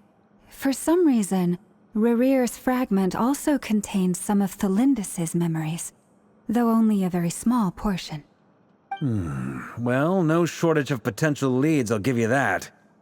In any case, it sounds like we can conclude that while Tholindis was still around, Rerir appeared to be lucid and quite normal. Tholindis, it seems, must have been the one thing in this world that he couldn't let go of. Tell me, though, were these pure-blood Conrians we're talking about here? Why do you need to know that? Hold on. If she was a pure-blood Conrian... Oh yeah! Just like how it was with the captain! If we could somehow find her, do you think there's any chance Rerir might regain some of his sanity? It's possible, but it would take a miracle. We can't pin all our hopes on that. That merchant who never knows, Dori Sangama Bay. Maybe we could hire her to look into it. All right, then. Let's keep working in our separate teams. Traveler, Paimon, Kutar, and Miss Arlecchino will go look for the iridescent moon's marrow. As for the others... On the way over here, I noticed that the Wild Hunt monsters had grown even more frenzied in their search for Kuthar. At this rate, the people living here will be in grave danger too. So I'm thinking of gathering together some of our followers to go wipe them out. I'll head back to the curatorium and meet up with the boss. Feels good knowing we've all got something to be getting on with. Given that the Wild Hunt has been a lot more active lately, the Lightkeepers have likely begun their own operations too. If that is the case, someone will need to pass the news on to Flint's. I'll hold the fort for now, then discuss our next move with Flint's, Aino, and Anefa when they get back. All right then. Well, the clock's ticking. If that's everything, we'll be on our way. We'd better get moving too. We'll try to buy you as much time as we can. Relax. Just do your thing. Now, I decided to call in some backup since things are getting so hairy. Our reinforcements should be here any minute now. Stay safe, everyone. Dismissed.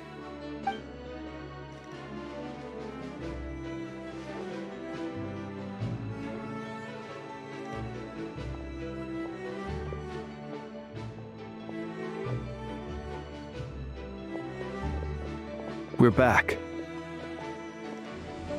Did we get here a little early? Or a little late? A tad late. The others have already set off. To summarize, our resident moon goddess has found us a new ally, and Boss Nefer has uncovered some promising info. Everything going smoothly on your end? Not great. I don't know how long we can stall them for. The decoys are getting taken out way faster than we imagined. I'm gonna make some more later, but I need a timeout first. I'm so tired right now. Oh, right! Anefa, could you fill in Uncle Varka on what we just discussed with Flint's? Sure. Uncle Varka, you previously told us about how when you went to investigate a source of the Wild Hunt in Amsvartnir, you discovered that it was just a diversion. But according to Flint's intel, several outbreaks of the Wild Hunt had already occurred in Nodcry in the period leading up to that. That was before Rerir had regained his body, when he was far from regaining his full strength. In other words, in theory at least, he still lacked the means to act in two places at once. Flint's, with everything that's been happening, the Lightkeepers across Nodcry are rallying to fight back against the Wild Hunt. They're gonna need your help. I know, I'm sure you're capable of coming up with something far more effective than decoys. But for now, you should stay here and get some rest. Anefa and I will head back over to Amsvartnir to see if there's anything I missed. I told you Uncle Varka would say that, didn't I? A deal is a deal. Not a word about my snack intake for the next week. Database updated. Reliability of Aino's predictions increased. What does that mean? They were betting on how you'd respond after hearing their intel. It's the obvious choice, isn't it? That's hardly worth betting on. We already decided that Anefa should go investigate the situation over at Amsvartnir on her own. You might as well stay here and keep watch. Someone needs to hang back and oversee our strategy meetings. And besides, you still haven't fully recovered from ambushing Rerir. So I've ended up with the easiest assignment. Well, I appreciate it, everyone. See you when you get back.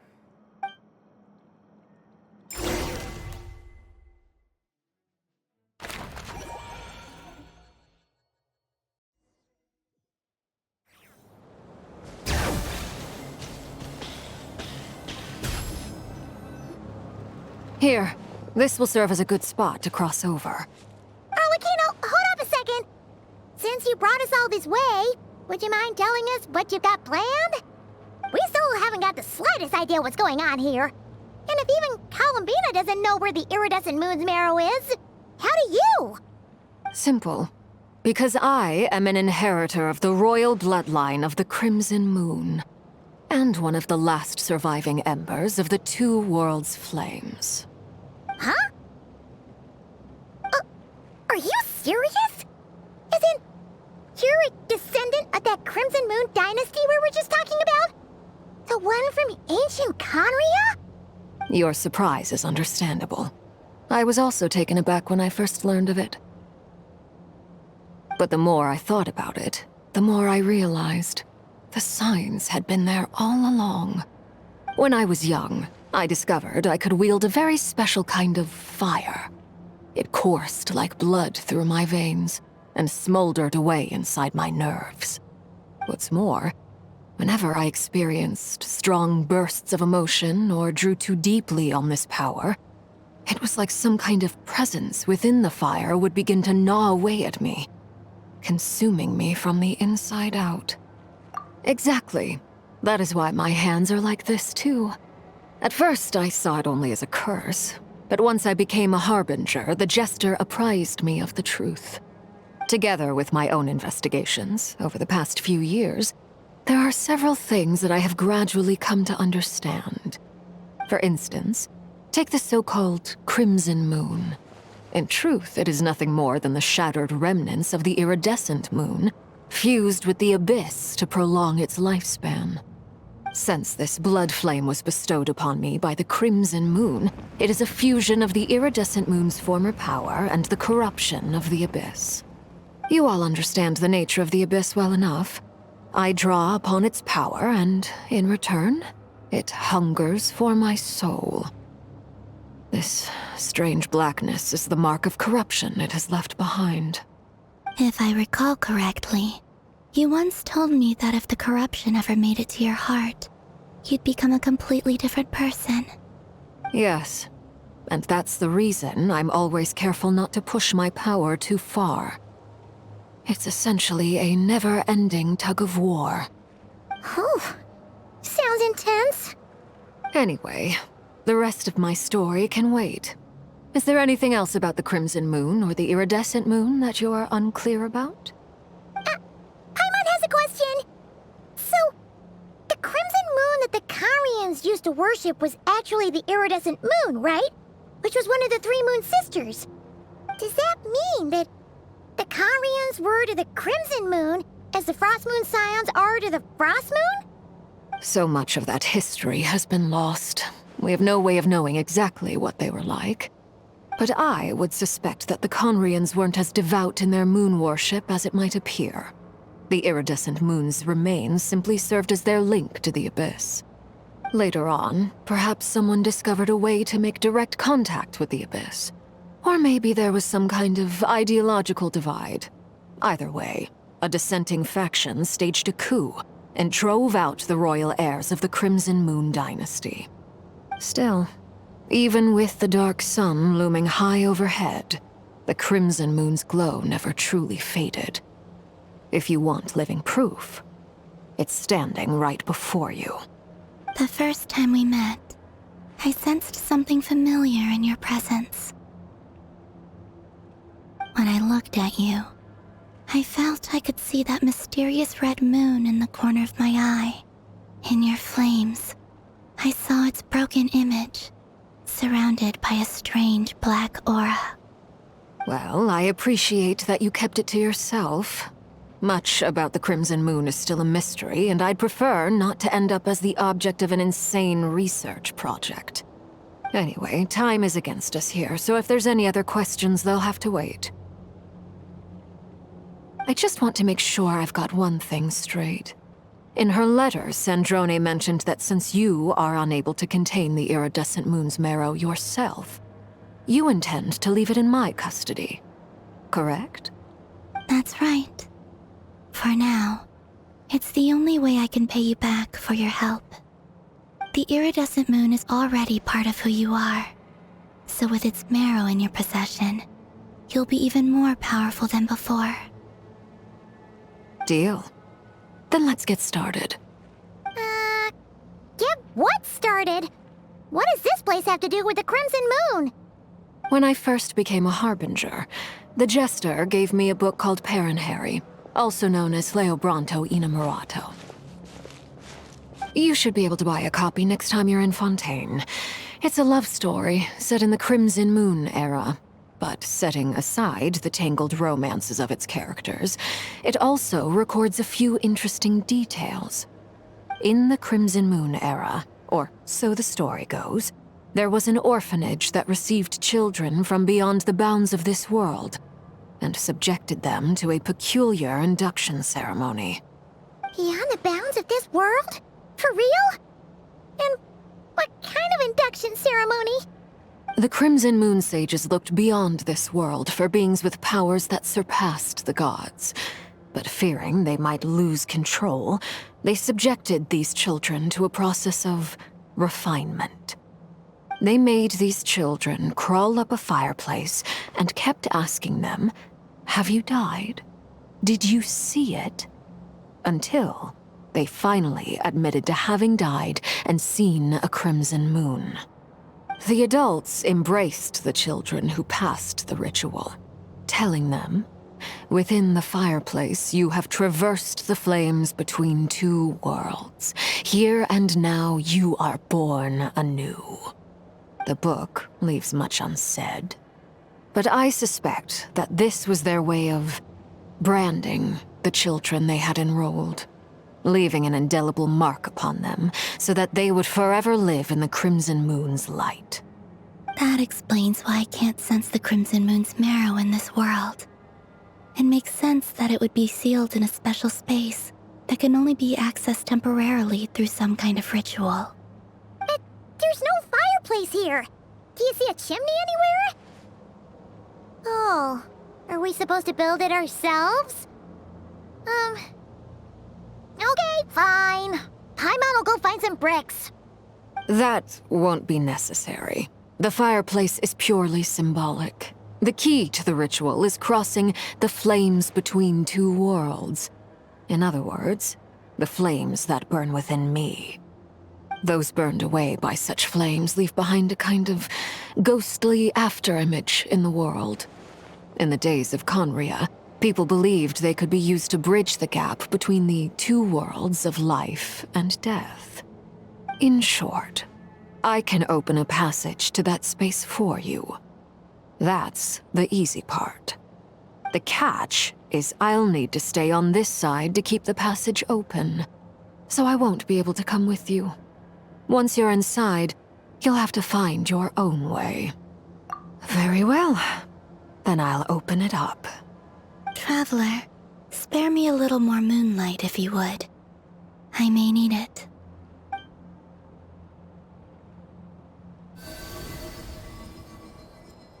Thank you. I feel like I've recovered some of my strength now. It should be enough to move us across short distances and confront whatever dangers might await.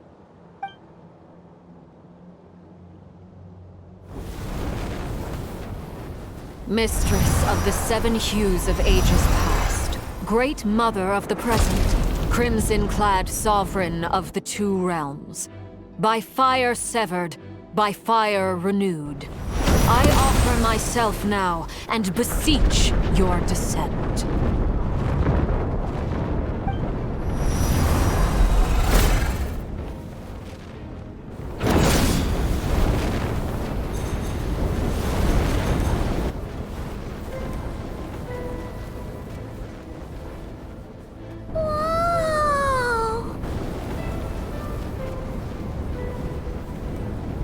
One word of advice.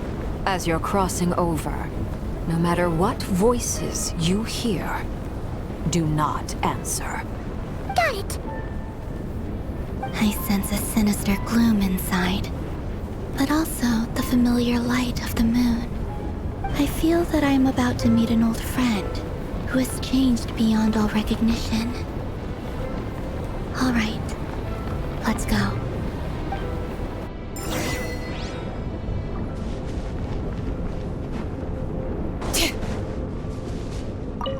Seismic changes often begin with small windows of opportunity.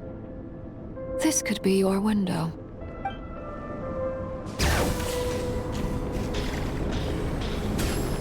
Full throttle!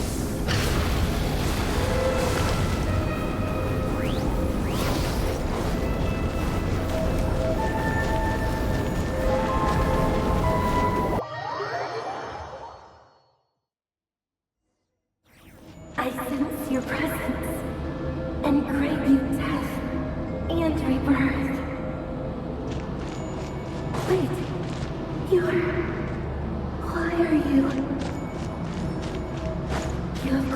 over from another world, transcended fate itself. I have no right to.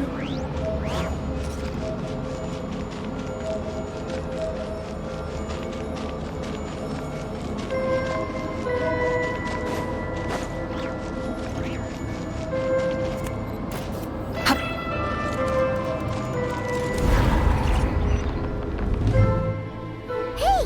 Look up at the sky! A red moon! This must be the spot, right? Is that the abyss? It's practically filled the entire place. What now? What a tragic sight. Fragments of your broken body, seized by the abyss, and hung up aloft like mummified remains. Iridescent moon. Was this truly what you wished for? Careful! There's something spooky about this place. Feels like something is lurking in the fog. Paimon's right behind you. Whatever you do, don't run off without her.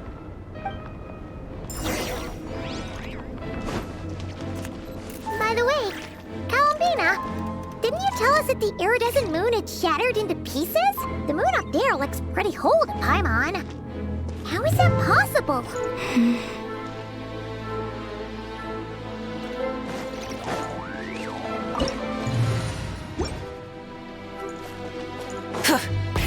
Rev the engines!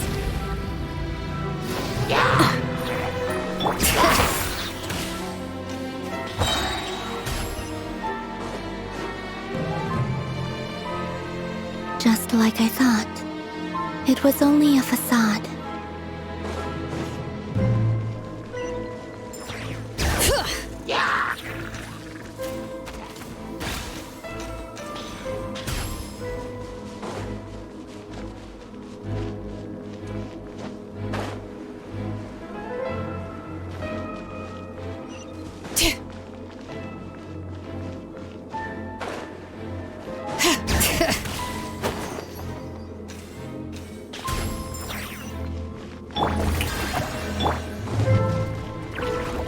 Pyroclastic surge! Full throttle!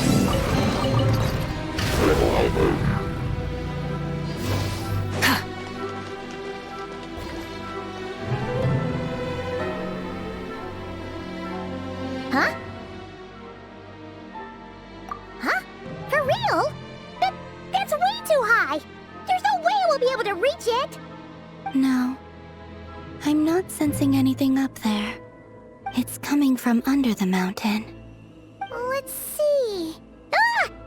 There's some kind of weird shadow over the water. Wait, see that? Looks like a mechanism of some sort. Let's check it out.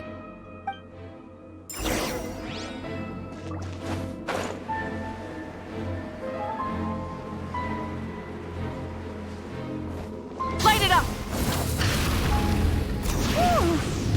Looks like a device from the time of Kalia. Maybe people once came here to study the Crimson Moon's domain, and they left this behind. Oh, if we can activate it, we might find some clues.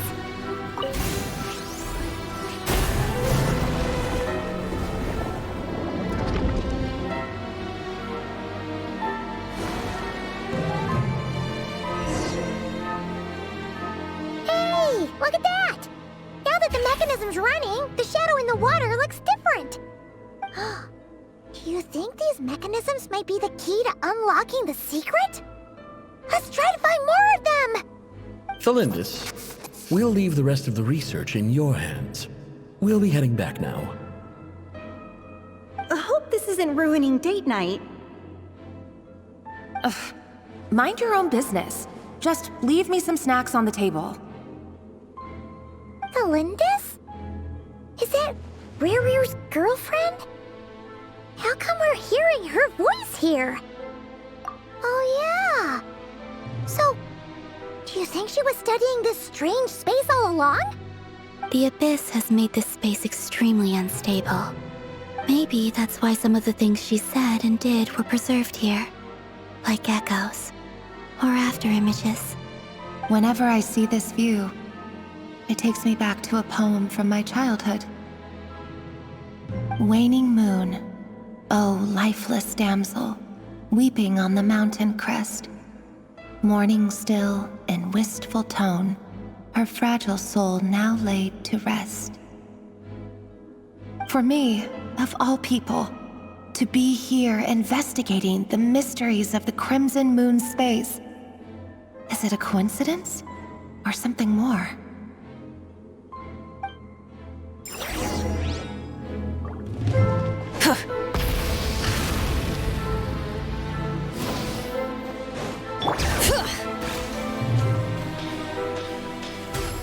Oh, looks like the Abyss has messed up this mechanism.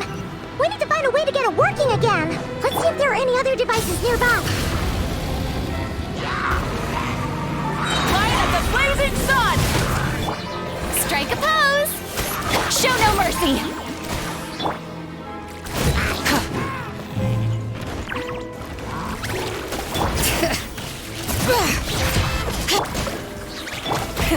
Rev the engines!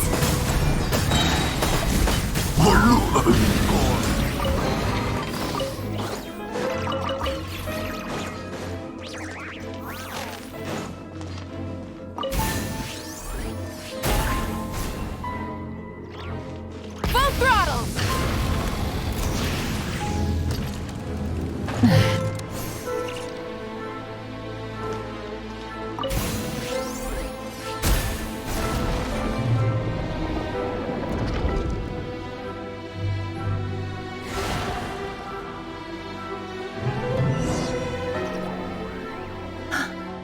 I see. So the moon marrow, or rather the power of the 3 moons, is the key to unlocking.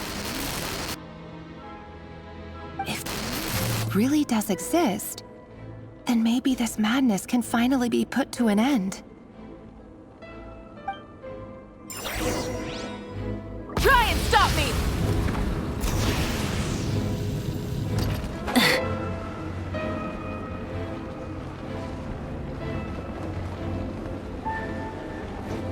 The abyssal energy here is too strong. We better pull back for now. Take cover behind the rocks.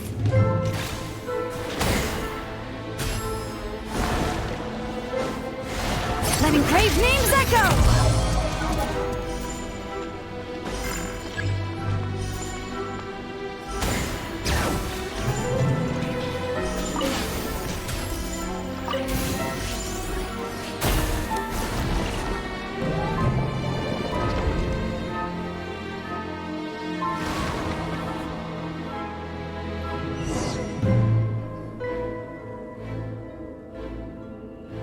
With the Abyss inhibitors in place, I should be able to access the chamber with the moon marrow. Oh, Revier, with every step you take, you're drifting further from what you truly desire. But you're not the root of the problem. Ever since that outsider set foot in Conria, the Vinster King has sunken deeper into madness. If only I could get my hands on that outsider.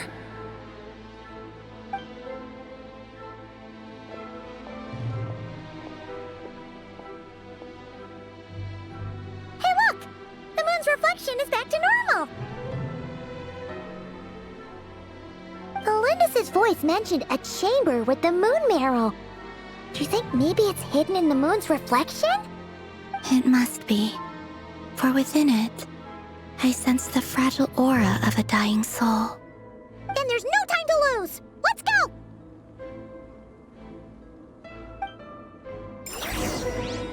Bring it!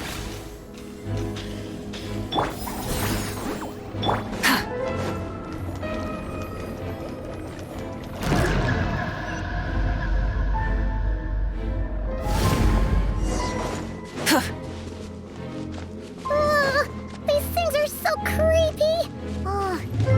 Looks like we'll have to destroy them if we want to get to the iridescent moon's marrow. Rev the engines! Incinerate! That must be the iridescent moon's marrow!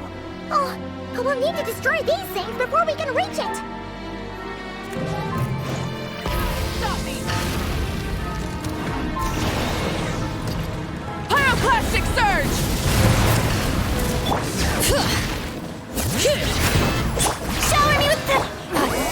you! Time to end! Rev the engines!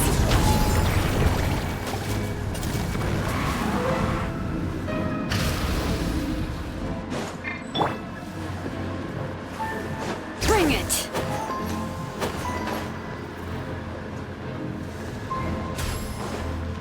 Try and stop me!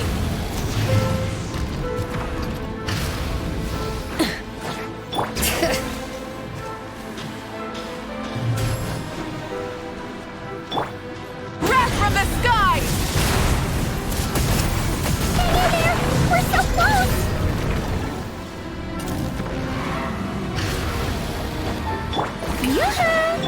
Bring it! Full throttle!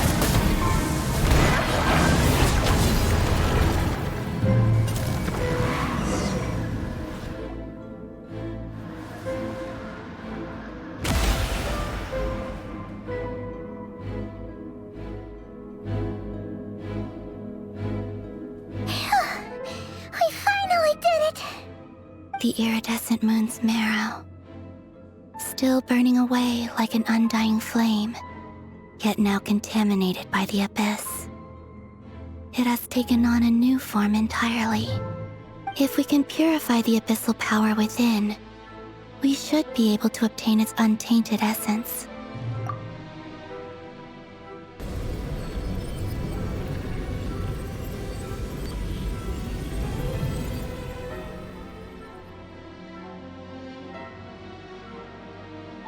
It's so cold.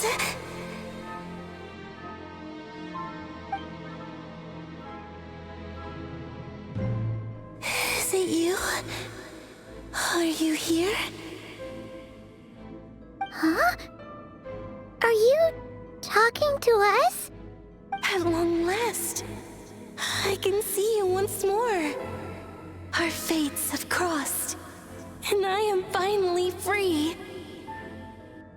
I'm sorry, I lied to you.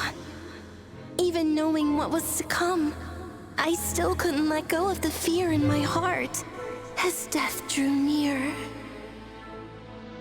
The moment the moon shattered, my body began to split apart piece by piece. Like I was being cut into pieces by 1,000 blunt blades. My thoughts scattered as the cold crept in. But I could not bear to fade away like that. Tell me, what was it that brought you to us all that time ago? If only I had possessed your courage, then I might have been spared this torment more painful than death. You look so puzzled. That's how I felt too when I first saw you.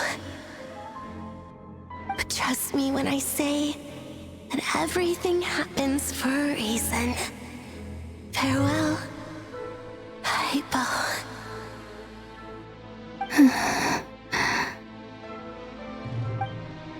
What was that all about? Was that the goddess of the iridescent moon? Oh, it sounded like she was speaking to a long-lost friend. But none of us have ever met her before, right? Perhaps. She took me for the goddess of the frost moon she once knew. For a fading soul like hers, our auras must be too similar to tell apart. But anyway, we've got the iridescent moon's marrow now. That should help you regain your strength, right? All right, time to leave this place and meet back up with Arlecchino. Let's go!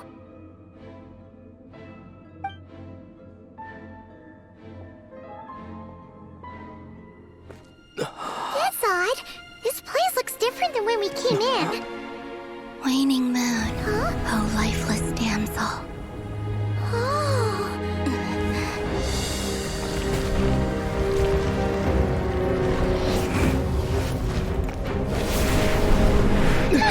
Hurry! The place is collapsing! It wants to trap us here. Who's it? The abyss? Now we've taken the moon marrow. All that's left here is a dark will. It will show us no mercy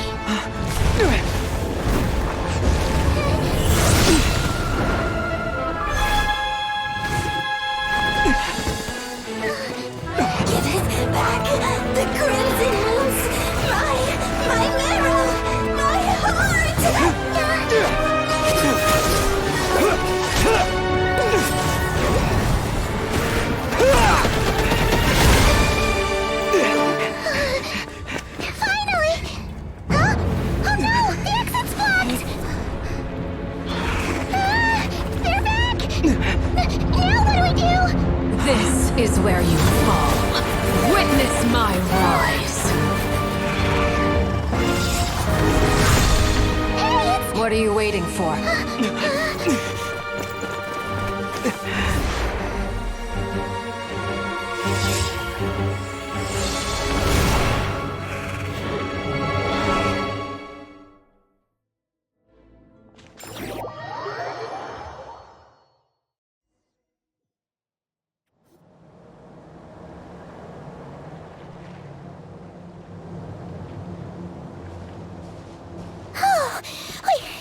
We made it!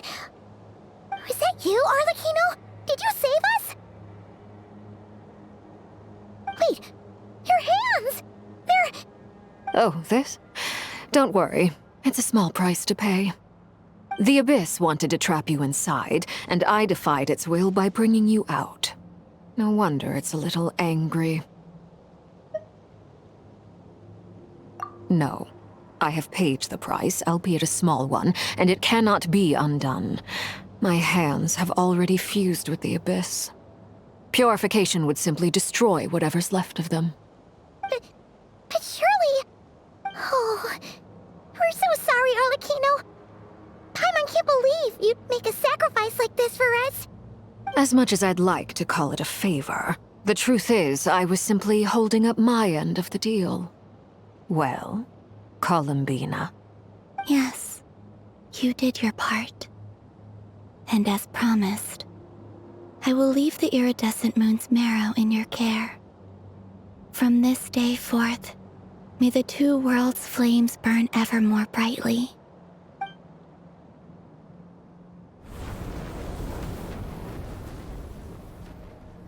I'll take that as a blessing. Now, Columbina, give me your hand. Accept this moonlight I offer in return.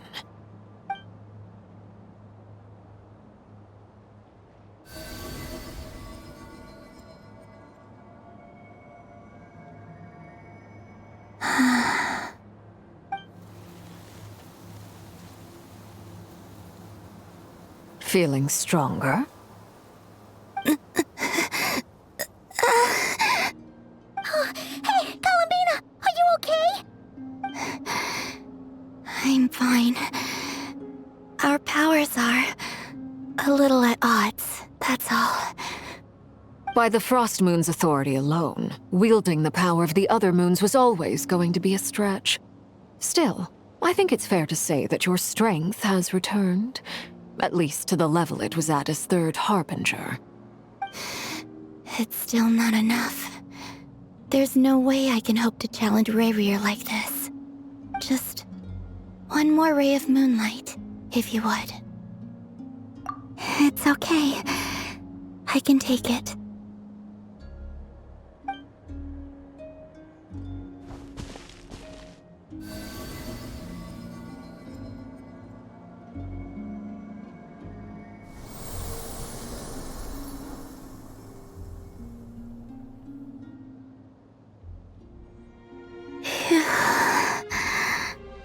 How about now? Fighting fit? At the very least, I won't have to stay hidden like before. I want to see him gone from Nodcry. The Rayhir of Solnari and his wild hunt must be sent back where they belong. Well, it's good to have something to aim for. You certainly seem more alive now than you did earlier. When I first met you, you didn't strike me as a ray of moonlight. More like a wisp of fog drifting in from who knows where, ready to scatter at the first sign of a breeze. But now, you're full of vitality, just like the Frost Moon, once the brightest of them all. May you keep shining, Columbina. This is who you are. Thank you. Look after yourself too, Arlecchino. I know you have plans of your own, and that's why you're always seeking to grow stronger. But whatever you're after, don't let the Abyss take a hold of you. I do not wish to see you go down the same path as Rayrir. I appreciate the concern, Columbina. Although perhaps it's time you took a new name. A new name? Kutar, the Moon Maiden, Columbina. They're nothing more than code names. They describe who she is and the roles she's played, but they're not her real name. We often use code names in the House of the Hearth, too. But it's knowing your real name that keeps you grounded. Up till now, you've been living a wandering life, so you've probably never really cared. All I'll say is this. Once you've defeated Rerir, give it some thought. All right, that's it from me. I'll get you back safely first, then go meet up with Sandrone. You're the best! I appreciate the gesture. It speaks to your good character. Anyway, let's get going. There are more urgent things to do right now than trade compliments.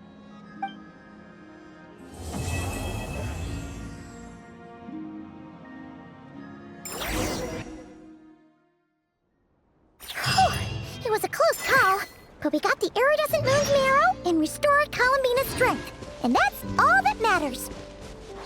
In other words, mission accomplished. Paimon wonders how everyone else is doing.